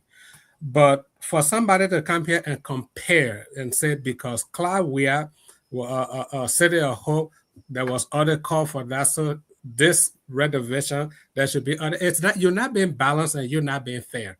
The reason, yeah, I'm going to explain. I still got the floor. The reason is Cloud Weir was receiving $500,000 in Liberian budget as a VP, not VP, as a wife of the president. She had that budget. That is public money. That's taxpayer money. So she has to tell us how she used it. The current first lady is a private citizen. She doesn't hold any position in the government. She does not have budget that she's taking public funded money to do something. Isn't that even worse? No, I'm coming to it. Every one of us here, any school that we went to, high school, elementary school, we have the right to go renovate it. If the first lady think that is a pet project, if she has an organization and the organization has a board, she has a right to be audited by that board on what she did with that money. I'm not saying she should not be audited, but to call for her audit based on Cloud Weir, who was receiving $500,000 to somebody who's taking private money to do something. If people donated, yes, we want to know. I also want to know where the money came from. But to try to compare that to somebody using public money to do something to somebody who using private money, then you're not being fair in your So criticism. you agree to my call for an audit? I did not interrupt you. Nobody interrupted you. So you agree to my call for an audit? Just say that. Interrupted you. Let me land. Okay. The first thing I want to do is I will give credit that she decided to do it. And you also, Elvis, got it right to go to Liberia, your elementary school. If you went there to elementary school, anybody here got it right to go do it. You're a private citizen. You can do it. If you decide to do it, I'm not going to call for audit to say, hey, where Elvis got money from to go renovate his high school or his elementary school. You're a private citizen. But if you are going to use taxpayer money to do it, then I have the right to call for audit. So let us be fair in our criticism and let us learn to at least give some credit that she even decided to do it. Hold on. You didn't cut other people off. Let him learn. He's renovated the private, the elementary school he went to. Has Joa Howard Taylor renovated the school that she went to in Banga? Show me the other government officials that did it. The person you should be holding responsible should be the education minister. She's taking salary from government. What is she doing for education in Liberia? You're not bringing her into questioning. You're bringing a private citizen who the only position she holds is she's the wife of the president. Well, for 80-something years, why she didn't renovate that school when she was living? Why now? It doesn't matter when you decide to do it. It doesn't matter. It does. It doesn't matter. If she decided this is when I want to do it, you can do it. How many of us here have gone to renovate schools that we went to? Okay, so I'm not a fan of JMB. I think there's too many lapses in his administration. I have my own blame and criticism. And this is how I will learn, Dennis. When we were all growing up in Liberia, as kids, we all ate together. And when we ate together, the oldest person in the group, as we're eating the meat, they divided the meat, but they are the last to pick. That was wisdom from our elders. The reason they were the last to pick is for fairness. Because if you divided the meat and you are the first to pick, then you're not being transparent and fair. So after you divide, if we're 7, you divide 7 by everybody pick, you pick last. That means you were fair in your distribution. So when it comes to the renovation, the same thing the First Lady has done. Let the government have the Ministry of Education is there. But ST, the First Lady is the first to eat in the instance. Don't you see that? No. She's not a government official. She's not your education minister. She's not a private citizen. I mean, she's the wife of a president. How did she get the money to renovate a school that she couldn't do for the last 40 years? He's trying to discount that fact. She doesn't hold position in the government. The only position she has is that she's the wife of the president. What happened to your education minister? The smoke you're giving her, why not give it to your education minister? Who's taking salary from government? Mr. Salif. Yeah. I think it's even worse that nobody knows the source of your money. And you are in government. I understand. Right? You are the president or the president's son. Yes. Or, and you are using money, money that you never had before. So that's the concern. I understand the concern. She should be transparent. That's what I said. If her organization has that's why I call for the audit. So she has to be transparent to the board and say, this is where I got the money. I serve on several boards. She got to report to the board how the money came, what she spent on the school. But for people to leave the education minister and hold the feet of the First Lady, you are saying the education minister should use her own problem. No. The education minister's job is to take care of schools in Liberia. So there should be policies on how those schools are renovated, the quality of teachers, the quality of instruction material, everything. That is the job of the education minister. Pastor Salif, how will the education minister do that if the First Lady is the first to eat? How? What are you talking about? It's because of the failure of the education minister that the First Lady. No, it's because the president put enough money in the budget to renovate those schools. You got to reverse. Does the First Lady have a budget from the Liberian? Does the First Lady has an allocation from the Liberian budget? And that's what we're calling for audit. How did she get the money to do a renovation of that magnitude? If you're not giving her money, how do you? Then who's giving her the money? We deserve to know it. That's the point. Education minister that you're giving money to every budget. Why not hold the education minister to fire? If you go to the budget, the education minister, the money she gets is there. Yes. What it's for? Yes. So she should take care of schools. That's why she's the education. It's not there for taking care of schools. Okay, what is it there for? There's no what is the education for paying salaries? That's what the education ministry is for. You are very look at the line items there, Mr. Pastor Siri. You be insincere. Okay, I want us to move on to our last topic because time is fast spent. We're almost 2 hours. So the last one is the Brooklyn Park. So we'll start with the Minnesota guy, right? So the Brooklyn Park, there's a video, interview done by our sister radio TV station where the Brooklyn Park police chief denied donating vehicles to Labrador police. Okay, publicly denied that. The Labrador National Police reported that it never claimed that Brooklyn Park donated the vehicles and that the vehicles were instead purchased from a private company known as Guardian Fleet. I think what everybody saw was our friend Winfred Russell, making that presentation. But others, what news in Minnesota? Look, our reputation in Minnesota is becoming it's getting worse. As a community here, we have the scrutiny from the Somali community that's now kind of coming onto the Liberian community here. And I'm disappointed in Winfred Russell. And I say this, and other people say, well, he had good intentions. The people can say the road to hell is always paved with good intentions, right? So this guy who is a American politician, winning the votes of many Liberians here in Minnesota, is clearly showing that he's politically involved in a partisan basis with the government on the ground. And during George Weah's time, he was on Spoon, he was on Closing Argument, criticizing the Weah administration, wanting that administration to be put out of office. I think he made the same effort. I mean, but let me just get to this point, right? Yeah. From what I heard, this could be corroborated, that the money allocated or budgeted for was over $1 million for the procurement of these vehicles. And the company said that they received over $400,000 to procure those vehicles. So I think the people are asking what happened to the other, $600,000 or so. What happened to the rest of the money? So for me, I think the government, just how they lied to us and said they invited the vice president for questioning, and she wasn't arrested when in fact she was. They tend to obfuscate. They tend to think the Liberian people are stupid, especially when it comes to the police. Everything is all cloudy and opaque. It's never transparent. So why come to the United States to purchase vehicle? Why didn't go through that same process of the legislatures when they want to purchase vehicle? That they go through a specific route to purchase the vehicle. Why is it in the hands of Gregory Coleman contacting a friend, Minnesota Winfred Russell, so that he can go to some kind of company? Is there kickbacks? Are people getting some kind of benefit for connecting the deals? All of those things have to be investigated.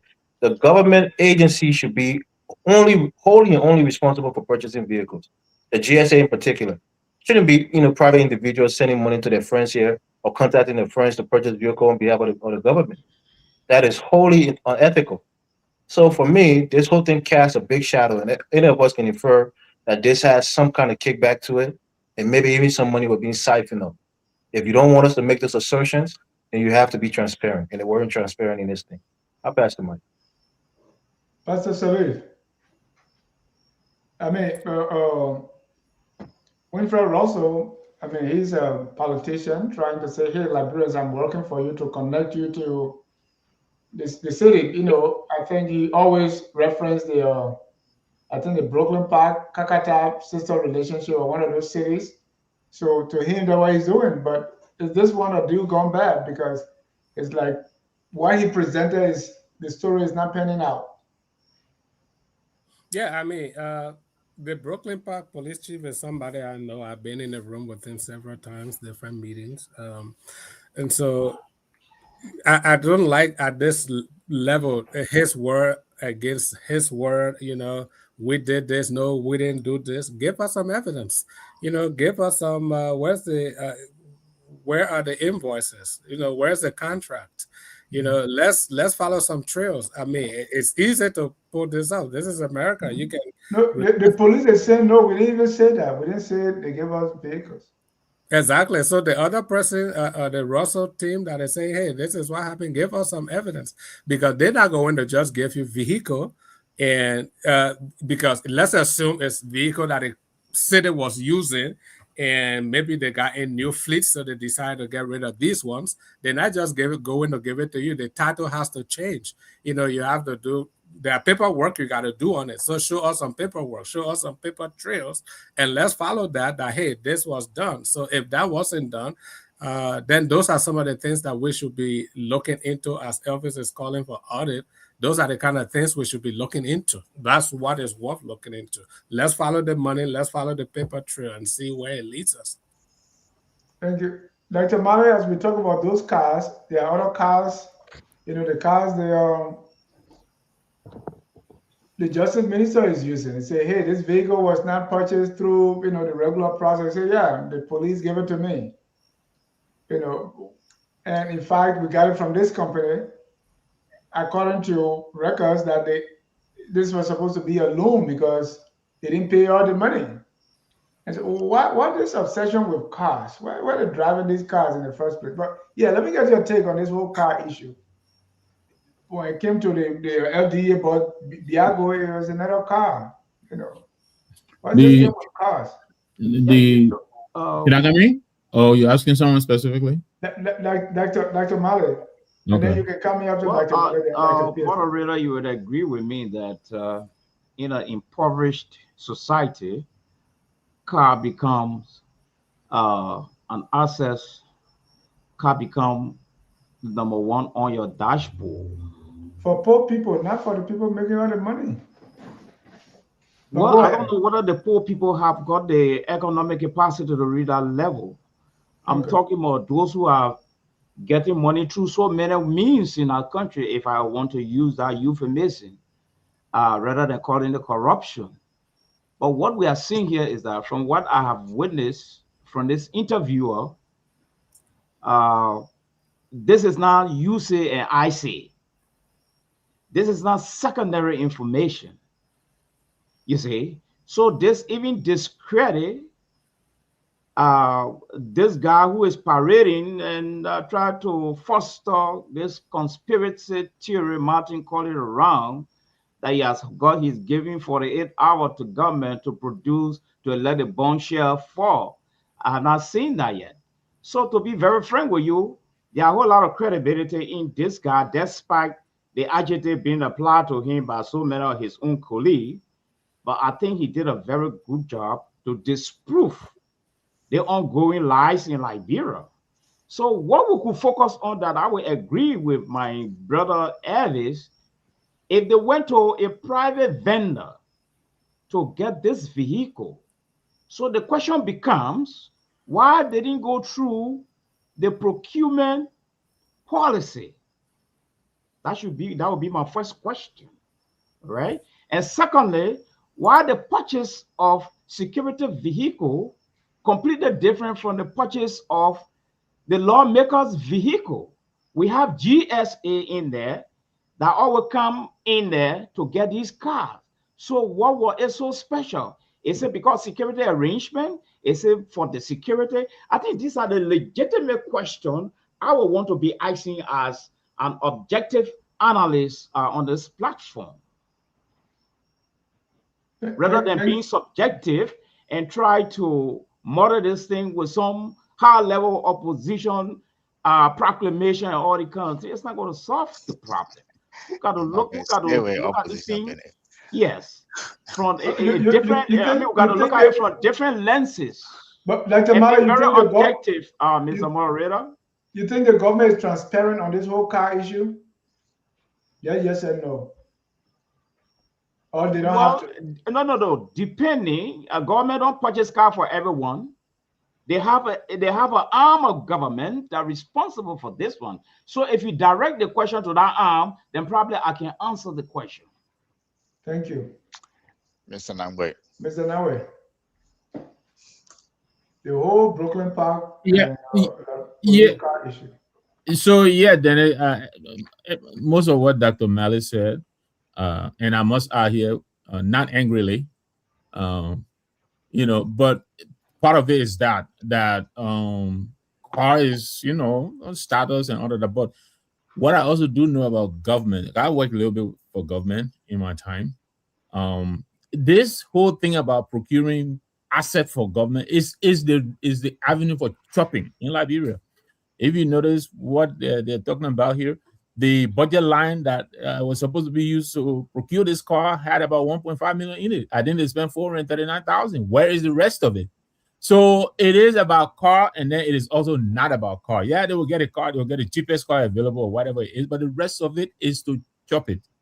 And that is what seems to be playing here out. What seems to be playing out with this whole LNP and Minister of Justice and the Netherlands, or Brooklyn Park and all of that. That is what seems to be happening. Through our government, that's how it is. They appropriate the funding. They never really spend the money to get top quality or whatever it is. They go and get all these dumbed down, these second-handed thing. Why would you go to Minnesota Police to get second-handed vehicle when you have money appropriated in the budget? Why don't you get brand new cars? Directly on the market, right? Exactly. So that's my take on that. And it's turning out to be that they have $1.5 million. The rather spend $430 something million, $1,000. Yeah, they got a car looking shiny on the other side, but we all know he had to do other cops they use their cars. Yeah, 100,000, 200,000 miles, or whatever it is on that thing they carry. And then for the next budget year, it's broken down. They put more money in it, but in the meantime, about 1.1 or whatever it is $1 million is going in the breeze. So I think this is what drives our government actors most of the time, and maybe not all of them, but the majority of them to go out there and procure, this. And why didn't they go to the PPCC anyway? Doesn't that confirm that as well? Yeah, and as well, Dr. Pearson, let me ask you about the fundamental issue here, because sometimes we are always asking for stuff. Please give me, the Kasawa, the Kasawa leader always stressing asking for stuff. So it's either we're asking for car, we're asking for equipment, we're asking for fire truck, we're asking for money, we're asking for loan, we sometimes get MOUs, your favorite topic. What is the fundamental issue here? How can we address it? Because from one administration to the other is the same thing. People want cars. The fundamental issue here is that why am I having to spend my time sitting on public radio after 8 hours of work talking about somebody buying car? What sense does that make to me? Right? I came from work after 8 hours of work, have to sit on the platform for 2 hours to discuss about somebody buying car. In 21st century, we're talking about buying car in Liberia. It tells you that we're dealing with a backward country. And then people say angry opposition. It's a backward country, poor leadership, bad. That's what happened when you put someone who has no touch with the current reality of what a current modern society should look like. Somebody who goes and the first thing they do before they even take office to buy $500,000 cars from pensioners' money without any proper procurement process. Why are we talking about cars now when we allow it, when the president, before becoming president, inaugurated, bought almost $500,000 worth of car from pensioners' money from NASCAR? Why are we talking about cars? Why are we talking about cars when the first thing the president did was to buy himself a $1.2 million bulletproof vehicles when University of Liberia sitting right across from him doesn't have a fitting toilet? Why am I have to be here talking about cars? Why are we talking about cars when the president riding motorcade with motorcycle inside? That can ride through Broad Street and go all the way to the executive mansion, but pimping rider can't ride the bike that they pay insurance for, pay registration fee for, pay for lesson plate for, and cannot commute on the principal street. And the mindset is to cut them off of the principal street rather than making provision for them to simply ply the street. Wow. In modern society, what you myself are. They make provision for people to ply on the street with their motor vehicle.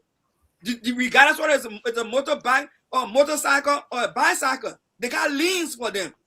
No, we rather misuse the money, abuse the money, and then we turn around and say the poor people cannot have access to those things that give them resources and give them livelihood.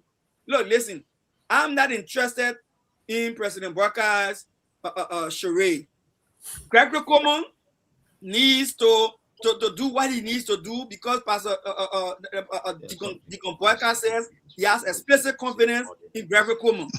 So Deacon Barker and Brother Coleman can play the games, and the Liberian people enjoy it. They like it. Let them live with it. But I would say this: look, you leave that young boy from Minnesota name. You leave Winfred Russell name out of this thing. Winfred Russell did not say on camera that the vehicles that he was commanding was given by the Brooklyn Park Police Department. He did not say that in our video. What he said was that he thanked the Minnesotans and he thanked the Brooklyn Park Police Force, but he said expressly in that message that the vehicle was procured by the government of Liberia. So now, and I butchered everything everybody else say. Let's go back to the procurement process. If they have problem with the procurement process, instead of bringing Wilford Russell Nemia for conversation, let's talk about President Boyka. Let's talk about Gregory Coleman, where everything they're doing now in procuring is single source. Everything is single source. No more competitive building Liberia. Everything is single source. Single source is the corner you cut, even though illegal, but it's a corner you cut where you don't want to be scrutinized and you don't want to adhere to the procurement laws of the country. You cut corners and you want an easy way out. And now that would have hurt us with the 285 yellow machine. I would have lost $60 million on if we had not raised our voices today. Somebody would have eaten $60 million on 285 yellow machine. President said from old-time friend, long-time friend. Has the long-time friend given the country one F-moving machines since that agreement was contended against? No, the long-time friend disappeared in thin air. Yep. In thin air, the long-time so friend. So I would say, yeah, in short, and look, until we get serious in Liberia and want to see a nation that needs to go somewhere and put somebody in office that understands what it means to live in the 21st century, we'll be discussing toilets, we'll be discussing the ego, when other countries are discussing state-of-the-art universities, state-of-the-art education system, state-of-the-art digitization of the entire economy, and other things. We'll still be here talking about printing more money. Y'all go print some more money so they can buy more cars. For me, I don't think us. This is focused on Liberia Friday Night Debate. And if you want to be part of the debate, please call 605-313-6004. The code is 791-403#. So for me, I don't think I have any. I think my questions around this whole vehicle procurement has to do with the the gentleman that was in the video.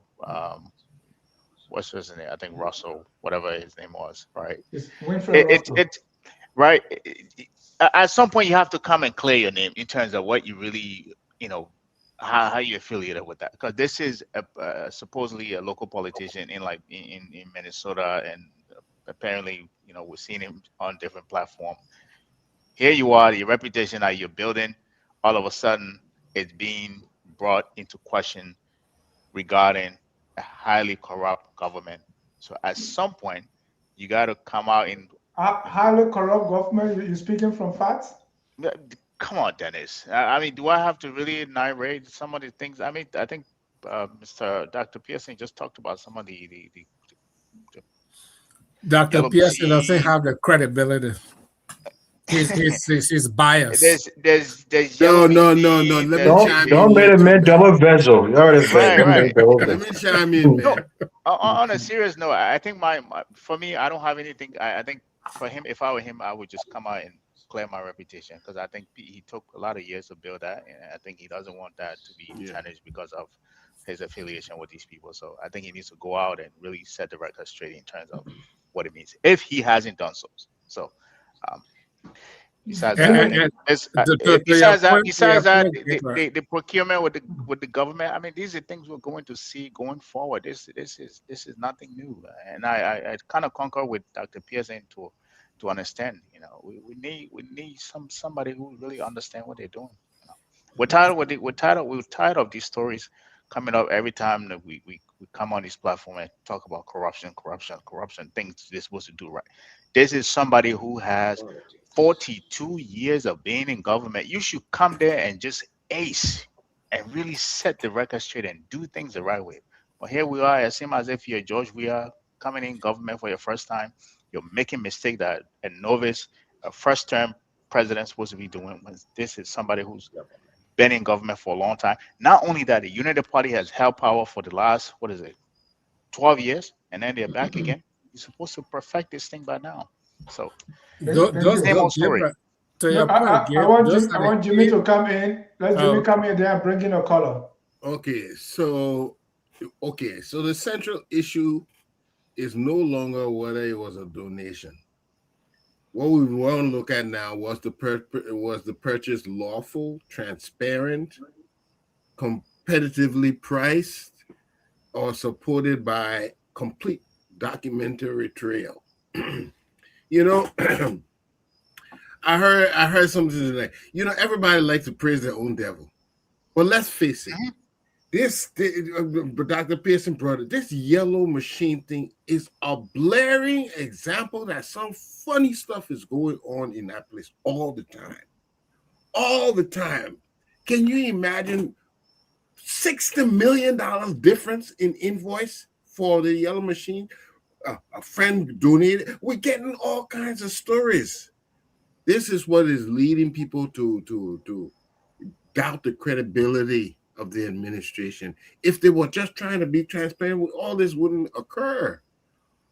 But I think what we will see is that Liberians have to make up their minds. Finally, are we going to do things cutting corners, or are we going to be straight up and down? If we're going to continue like this, which I see for the near future, we will always have these problems, you know, and it's going to take a real disciplined administrator to get Liberia back, like how Rawlings had to get people back in line. It will take somebody like that to get Liberia back in line. I'll leave it right there. Those are the ineptitude of Joseph Boakai that I talk about. You know, when you spend all your life in public life and you come to the presidency and you're not prepared for it, then of course we experience all these lapses. There's the PPP in Liberia that's supposed to do with procurement. There's the GSA. Why not utilize the GSA? Why are we bringing everybody willy-nilly? Anybody can just come in and start to do things. And so these are things that we should very much shown and we should speak against. I will criticize where criticism is due. I will praise where praise is due. But I think the JMB administration need to course correct and recalibrate. They're not living up to the expectation that people had on them. Maybe this is what the senator said, American, we should manage our expectation. I'm not managing my expectation with a man that spent all his life and spent 12 years as VP and you still don't know how to run a government. I can't cope with that. Yep. The same man that told us to manage our expectation is one of the biggest critics of the government right now. Yeah, so, and that's why sometimes people are questioning. No, Gabriel, the man has managed the expectation. He's tired now. He has run out of management. But let me say this before I bring Dr. Mali, hold on. I'll bring in a caller, and then we can do it. But let me say, one of the issues we see here is how, today President Boakai was inclined to dedicate a school as if he doesn't have an education minister. We see Mama Kability procuring your yellow machine or negotiating yellow machine as if we don't have NIC.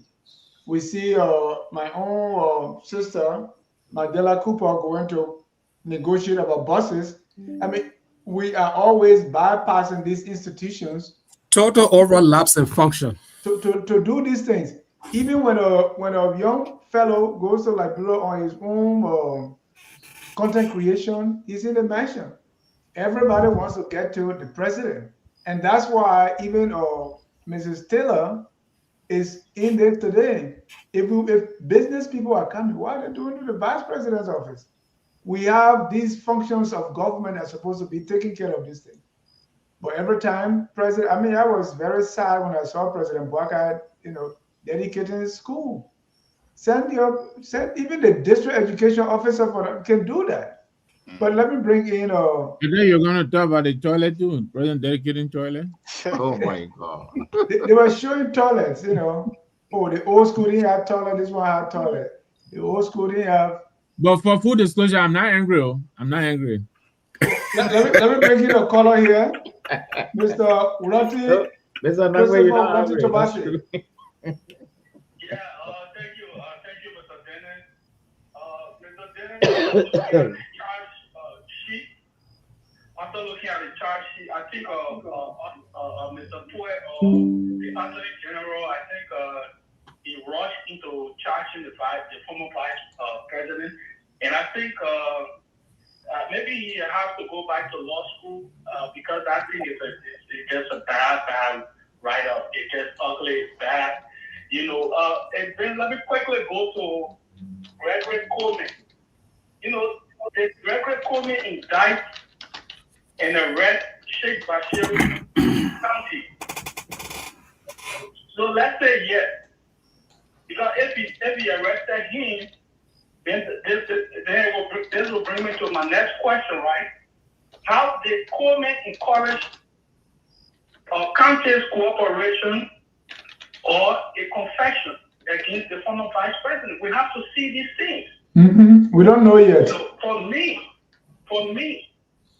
if county is not in the country and you see Dubai, this will be so bad for the government though, because you can't say the man won't wire or want to go to the legislation. How they pass this law for people to wear wire in Liberia to go record people, all that nonsense.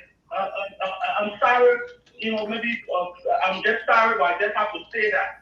You know, if Gregory Coleman, if we want for Liberia to be a better country, we need to do the right thing. This is not about got you movement. This is not about, you know, trying to hurt your political enemies and all of that. We have to investigate correctly. The world is watching. This is big now. This is not about lying anymore to score political points. And Gregory needs to stop investigating this thing like a political witch hunt. This is a police director for the country. He has nothing to do with politics. He has to be straight. For Christ's sake, look at the Minnesota situation. Winfred Russell brother has a mechanic shop in Monrovia. He's the one servicing the cars for the police department. That's Winfred Russell brother servicing the police vehicles in Monrovia. Gregory Coleman is a best friend to Russell and best friend to Russell's brother in Monrovia. Y'all can see that this is a complete criminality going on right before our eyes. What do they call chopping? That's called conflict of interest, not criminality. I mean, it's chopping a crime. If you chop taxpayer money illegally, it's a crime. If you misuse, misappropriate, all these things, they are criminality, they are criminal acts. And you know, Chris, they were saying the same thing about Patrick Sulu the last time. I mean, right. So what is the issue here? Every police director is every police.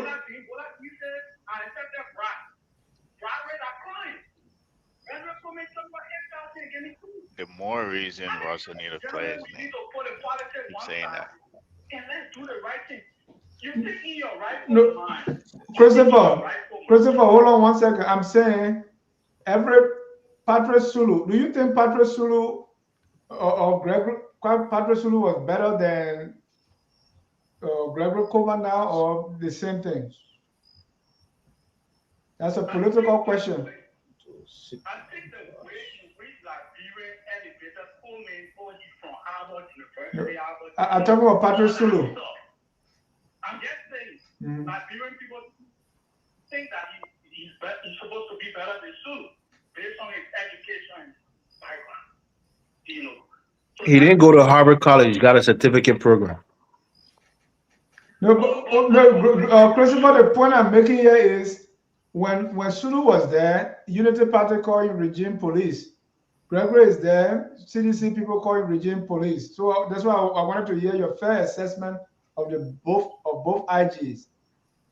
Yeah, but these kind of adjectives, I don't know, but Patrick Sulu did not do a greater damage than what Gregory is doing. Gregory is caught up again he went to buy 20 vehicle, he bought it, he charged $1.something million. I don't like Martin Collins, but you guys are making Martin Collins look like a hero. Thank you, Chris. You guys are making Martin Collins look like the next senator of Bolsonaro. These guys are operating badly. Everything Martin is saying, I don't like Martin. I think he and Costa Rica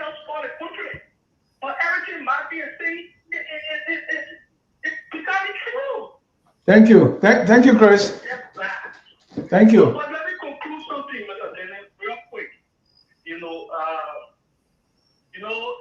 we have to step back and say that Joel Howard Taylor knowingly, I mean, let's take on the political hat and cap and all that stuff, right?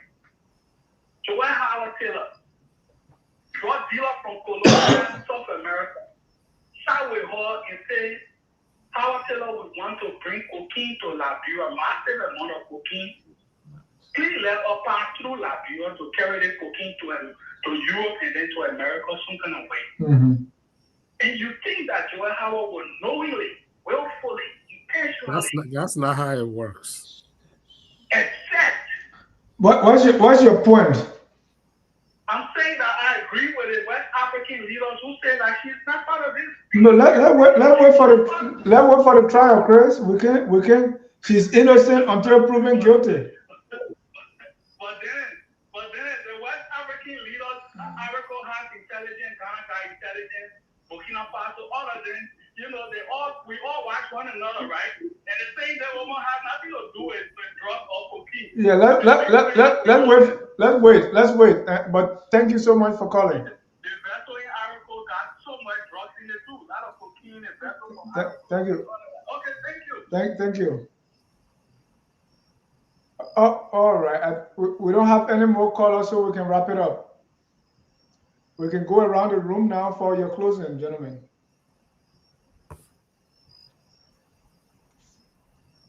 Mr. Number, you go first. Thank you, Dennis. I'm sorry I was muted. Thank you for tonight. I think we had a great show. Thanks to Councilor Joel for coming in and throwing a lot of light on some of the issues. Much appreciated. I want to thank my colleagues tonight too. Great show. I just want to say quickly, we didn't talk much about the investigation. I guess simply because Councilor Joel provided a lot of clarity. But I maintain, I really believe that, and nothing against IG Coleman, but I believe it's about time that he stepped aside and stepped away from this investigation, and probably even the Minister of Justice.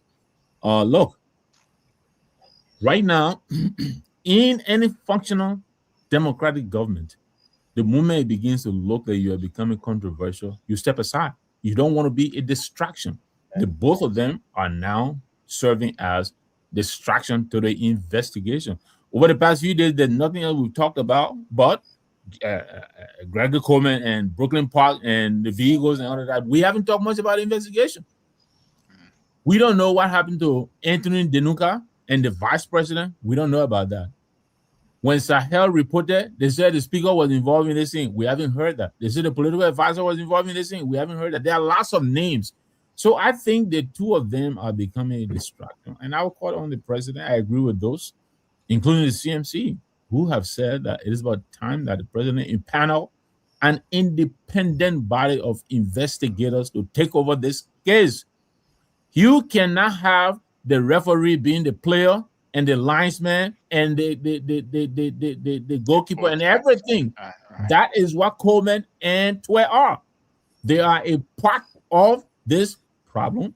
They are being accused on numerous occasions. I think the president should do the right thing. Look somewhere else. Find a better and more trustworthy leaders for this investigation. Thank you very much again. Great show. Hope to be with you again on Friday. Thank you. Gabriel? Yeah, Dennis, thank you guys for having me on this the show on Friday. I know you guys usually run with this thing. You got a lot of brilliant minds on here, so it's a pleasure being on here. For me, I'll be very quick. I think the whole, and this is to Dr. Pearson. He and I we can go back and forth sometimes. I listen. I feel for the vice president. I understand the fact that she's a public servant. She served our country. The respect should be, afforded to her, right? But at the same time, this is an existential crisis that we're in. right? This drug issue is an existential crisis. The thing started in 2018, I believe, even way back in the former President Salih's administration, right? I said this before on another show. We came out of a civil war 23 years ago. We're supposed to be shedding that whole image and picking up a developmental image, meaning this is a country that's turning the curve and putting itself out there and doing something positive. But here we are, faced with that again. And if anybody is implicated in that, be it God himself, he found himself in Liberia and he's get accused of, peddling drugs in our country. You are not above the law. They should, if you're found, if you implicated in that, they should arrest you and you should answer for that and you bear the full weight of the law, right? So that is the same context in which the vice president is being taken into. Yes, we can politicize this and say, oh, this was a witch hunt and this is no, that's void of that, right? We're going to afford her that respect that she was a former vice president. I will agree to you to an extent to say maybe they could have allowed her to travel and come back in the country, but I still believe she still needs to be arrested and answer question legally for the crime, right? Lastly, what if it's not fair? They are leaving other people and going after her. Right, and I do, and that's the point the next point I was going to make, and I do agree to you that she is not the only person in this. She is not the only higher up in this thing, right? Which speak to the point that Mr. Nangbe made, right? The reason I believe Coleman is still in his role, the IG is still in his role, because he is shielding the closest to this president in this case. The moment you remove him, we bring in an independent body. They will not protect any answer for any political affiliation. This will be a blown up case that will be open. So I will agree to you on that. But this is an existential crisis that is going to, if we don't address it now, will threaten the future of our country. Because if drugs start getting infested in those countries, that is the future of our country. The student, the people, the children that will get addicted to drugs means we continue to be a failed society in perpetuity. So this is how we should look at it. Forget the political hat, take off your political hat, and look at this as this is a fight that all of us should be in. And regardless of who's implicated, be it God himself, if we find guilty, you gotta go. Yep, I rest my case. So you're gonna do the economics of illicit drugs on marketplace? I'm doing it. Yes, I will be on tomorrow. That's a guarantee. Yes. Yeah, the economics of illicit drugs. Yep. Because every drug is money behind it. So let's look at that. Yeah, we'll take a look at that tomorrow. Dr. Malo, you're closing. First, I want to take my hat off to you for managing this platform and continuing all these great men. And I also let us signal ourselves on three things here. And this go to Mr. Sherry and Elvis and you are thanking him, Dr. Malik. I don't. Yes, because you're not bringing women on. So give me a chance. I want us I'm sorry, Chief. On three things here. First, His Excellency President Joseph Boakai is now running an angelic society. He and his ministers are infallible. They are vulnerable to weaknesses, missteps, and other things. So this thing has been going on since independence and up to present. So what we want to say here is that even though the president have got all the experiences, but we should be reminded that democratic election is not the same as democratic governance. There will always be pitfalls, no matter what. The reason here is that government is a structural institution. To manage it in whole is a difficult thing. And lastly, I will want to disabuse our minds here tonight that politics has taken over this platform. Our analysis is intertwined with some level of politics, no matter how we propound it, no matter the case. All right. And so I want to call on the moderator and the rest of the platform guests. Let us respect each other's opinion including the opinion of Reverend Dr. Pearson. Sound. Yes, I noticed that Reverend Dr. Pearson's opinion was being crucified, and that is actually out of the intellectual realm. Your opinion is your opinion. We'll hold it to you, and history will judge you. So I'm coming in defense of Dr. Pearson tonight, that his opinion and the opinion of the rest of us should be protected at all levels and defended by the moderator. Well said. Thank you. Thank you. Dr. Pearson, you're closing. Thank you, Dr. Mari. If you're only the Palava heard at the University of Liberia, I would have bought you a bag of cold water. But you know, I want to say I'm seriously disappointed in the moderator assertion and implication that implying that I, the Reverend Dr. Clarence R. Pearson Sr., is in any way insensitive to the loss of lives of Liberians in our Liberian civil crisis, especially so when he knows quite clearly that some of us do carry the scars of direct impact of the war. We lost our parents in the process. When we are discussing matters on the table, we restrict the matter to the conversation, the question being raised. If you want to ask me about how I feel about deaths in Liberia, ask me plainly, Dr. Pearson, what is your impression concerning the deaths of 250 Liberians in Liberia? I will answer you without fear and favor, right? But don't imply in my response to other issues and insinuate that I, Reverend Dr. Pearson, is in line with celebrating the death of 250,000 people in our country. That is totally false and misleading. And I think you should have taken it back if you are man enough to be a strong moderator, but you're not man enough. You cower that out and say you stand by your word and Yega Koruba, right? And I think if I had the power to disbar you from this show like Yega Koruba or disbar, I would have called for a vote and you be disbarred from here, and then sent to, you can go to the Supreme Court to go and file for appeal. But I know I will close by saying this. I think anyone on our laws, they are innocent until proven guilty, and no past prejudices or association of any form of guilt should be the reason for which someone should be politically motivated or politically prosecuted under any government for that matter. I believe due process is necessary for our country in the fight of the King's drug, but I also am aware that in our history, 13 men were killed after a kangaroo court sat down and found them guilty for charges that were not properly adjudicated, and their lives were cut short. And today, the children cannot find solace in a dark history of our country. So yes, the law can be abused, especially by a person who does not respect the rule of law, violated tenure positions, and did not listen to courts, violated the rules of our House of Representatives, led to the burning of the Capitol building today. There's no head or tail of it. No, I do not trust Joseph Boakai. I do not trust his administration.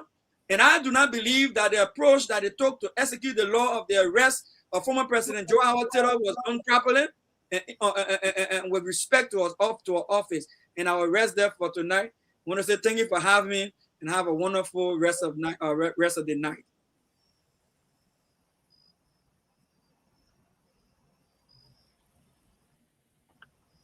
Mr. Disbar, moderator, I think your mic muted.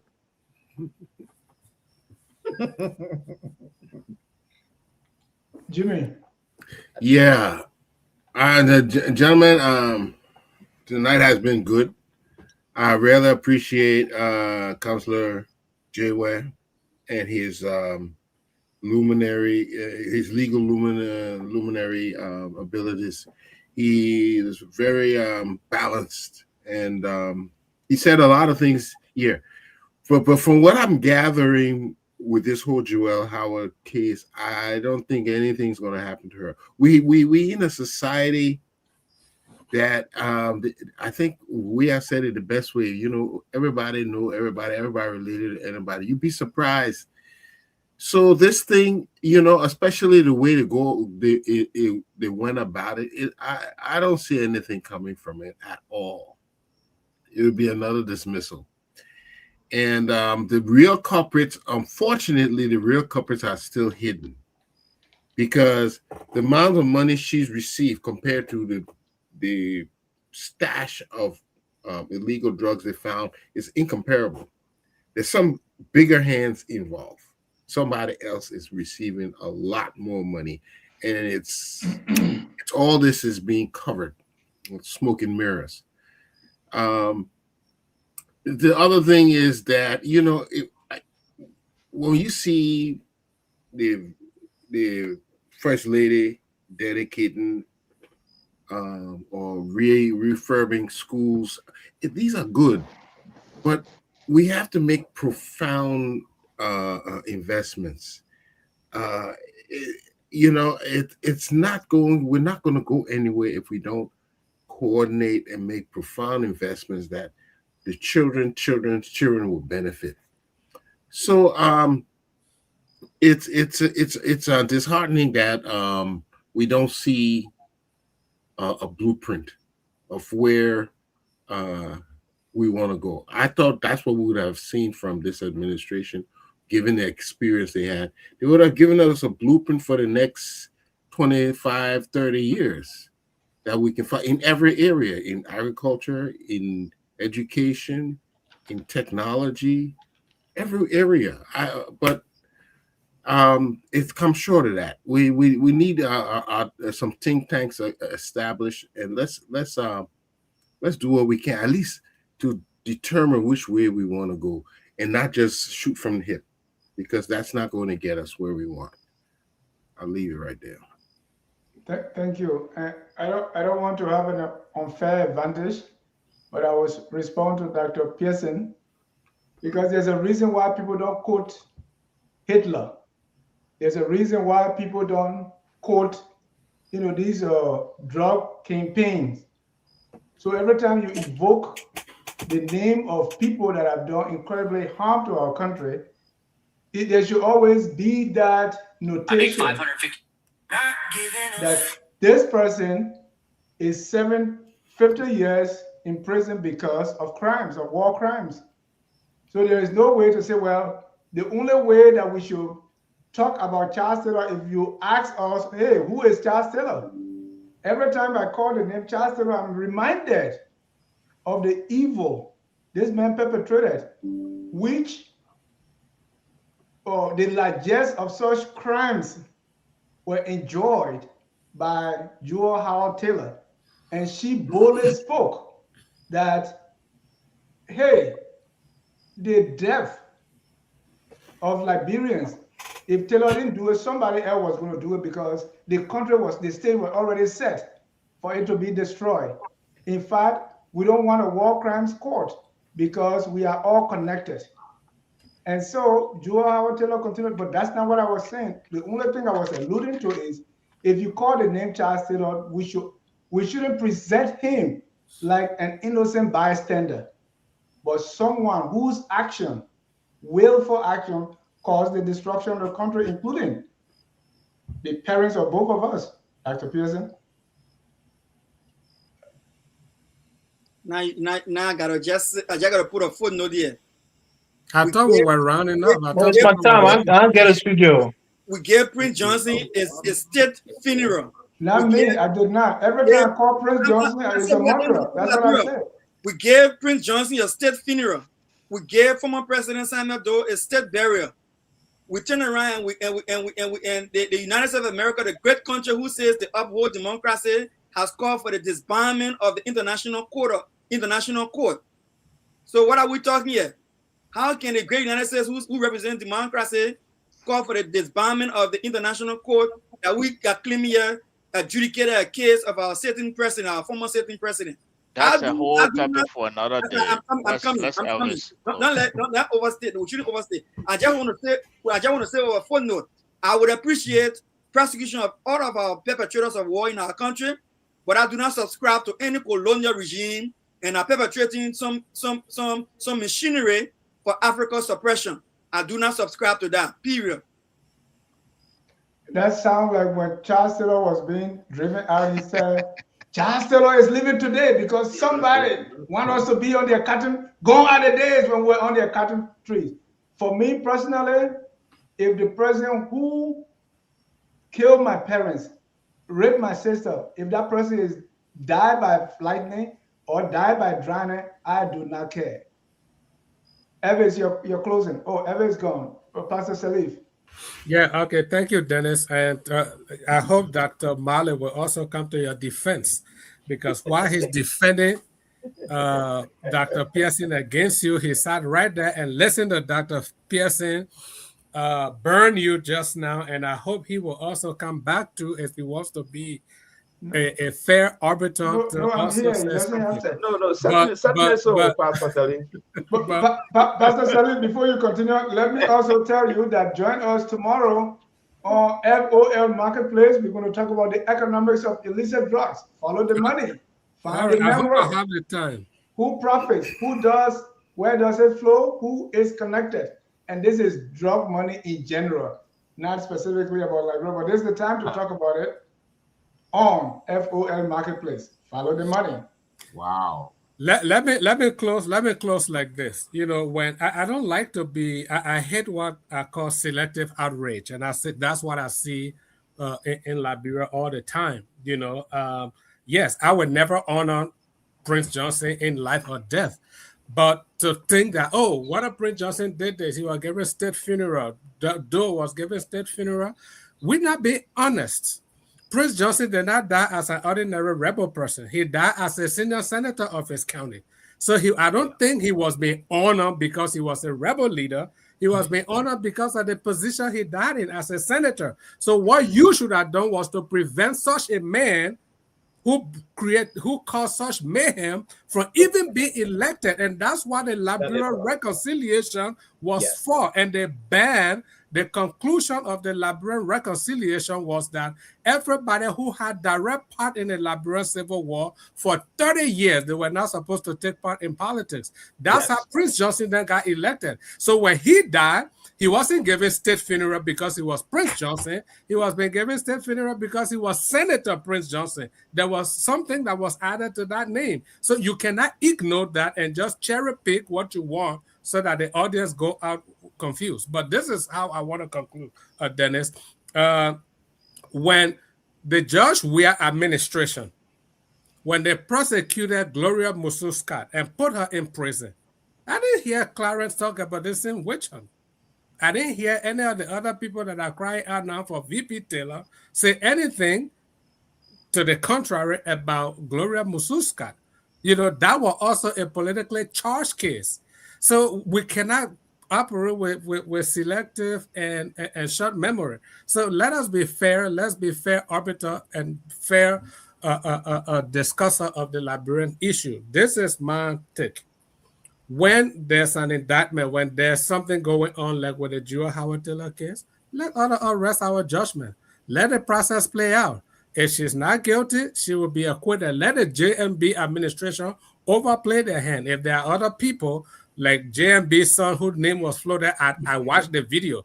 There's no way I could authenticate that video was from drug cartel. It could be anybody sitting up somewhere and doing something until you can give me verifiable proof that, yes, this was it. Then I'm not going to make any claim. I will withhold all judgment. Let the process play out. When the process play out, Liberian people will see that she's not been treated fairly. We all spoke up when the justice, when the Supreme Court came against Prophet Key.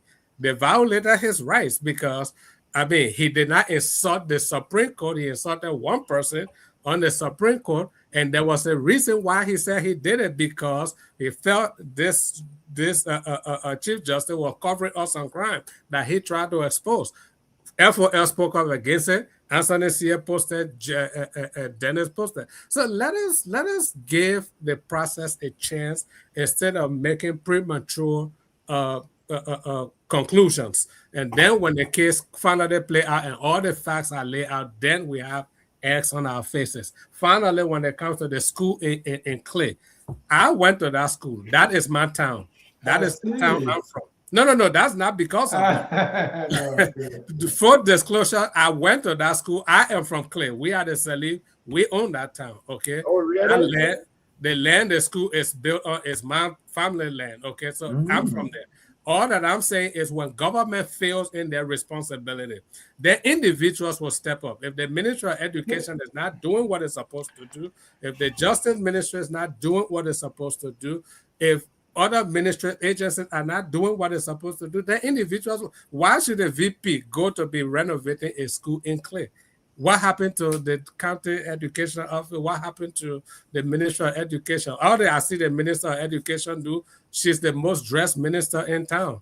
But why our school system is failing? You No, we gotta do something. You're not being fair, Pastor. Yeah, man. How you diss the woman like that? We'll find out that God natural beauty the girl. I didn't say she was ugly. I said she's the most dressed. I didn't say the woman I just had nothing found, to do man. with her Ain't not no beauty. dressing bitch. She just found. Where your evidence? You been looking at her? But she ain't got video and everything out there. She's the minister. You're mad almost. You're mad almost. That Pastor said. I don't want to twist everything. I got a quote, Mr. John. Thank you. Please don't go there because we'll be in trouble with anytime you talk about woman, you want to talk about beauty, you want to talk about that, we get in trouble. So please, full disclaimer. No, Let me get my closing, please. What? Yeah, I ain't got any close yet. Yeah, because you left when I call you. Yeah, my phone was too hard. The phone kicked me out, so I had to come back. We don't go back in time. We go forward. Everest will already escape you. Go ahead, Everest. You're closing. Yeah, quickly. Look, I think there's a glaring loophole here that we're missing. Our campaign finance laws has to be tightened and enforced. Because in America, we have something called dark money in politics, where you don't know where the source of that money is coming from. And it's highly illegal. And a lot of people are going to jail.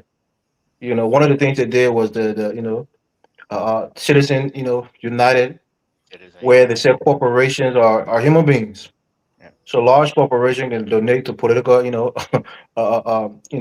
politicians. And then the politicians will do their bidding. It's a form of corruption and a form of bribery. In this instance, with the former vice president and our current first lady, if the former vice president got money, $75,000 and 15,000 and another, 25,000 or whatever amount, like the people saying, like, bro, nothing for nothing. This woman is not Johnny Just Come. She's not some green apple. She's not some wide-eyed schoolgirl who doesn't know what's going on. She's a well-seasoned woman. She's been around a lot of dangerous and men of of ill reputation. She knows how to get around.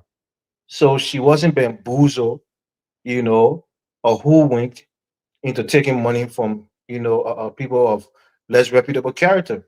So for me, although I supported the CDC government, I sympathize with them. I'm not on her team here because I feel as if, as a learner woman, as a person in high government position, she should have known, and she should have had her attendance up when people are offering you shopping sprees and giving you money for, furniture or whatever they was giving her money for. She should have been cognizant that they want something in return. And the same thing with our first lady. If you couldn't do it before, and again, nothing against her, they're accomplished. She's married to our president, our former vice president. I'm sure they had some means. They were not dirt poor, and she had that idea and that desire. Even when our vice president was serving, our president now was serving as vice president, they could have done it. They had the means to do it. He had a handsome salary, and they could have done it. But now she's done it mysteriously with money that we don't know where it came from. Presumably, it will come from their foundation. But how did that money get there? And it wasn't there before. So asking these questions is very important.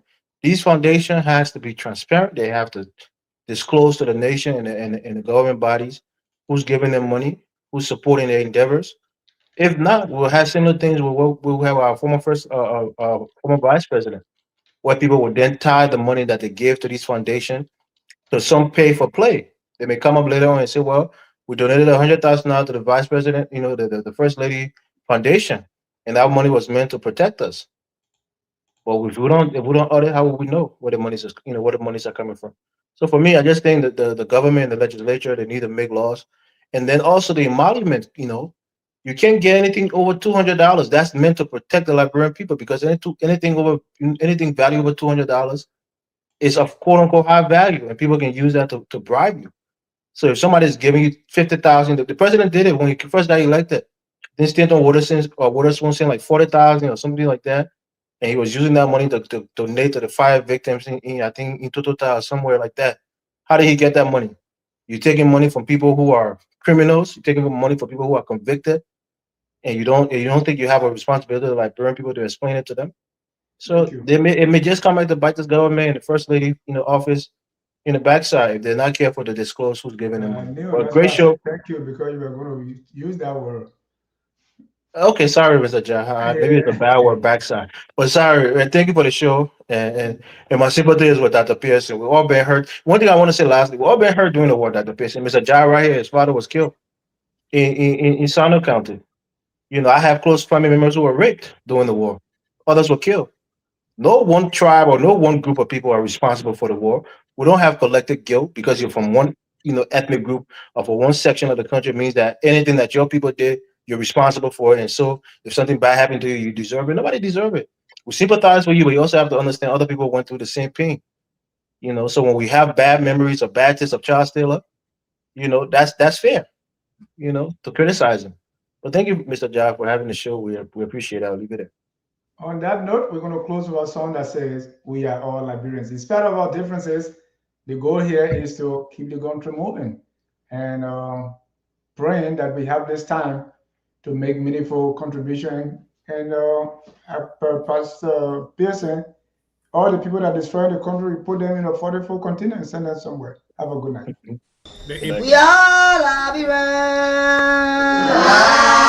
Liberia is our home. Liberian people.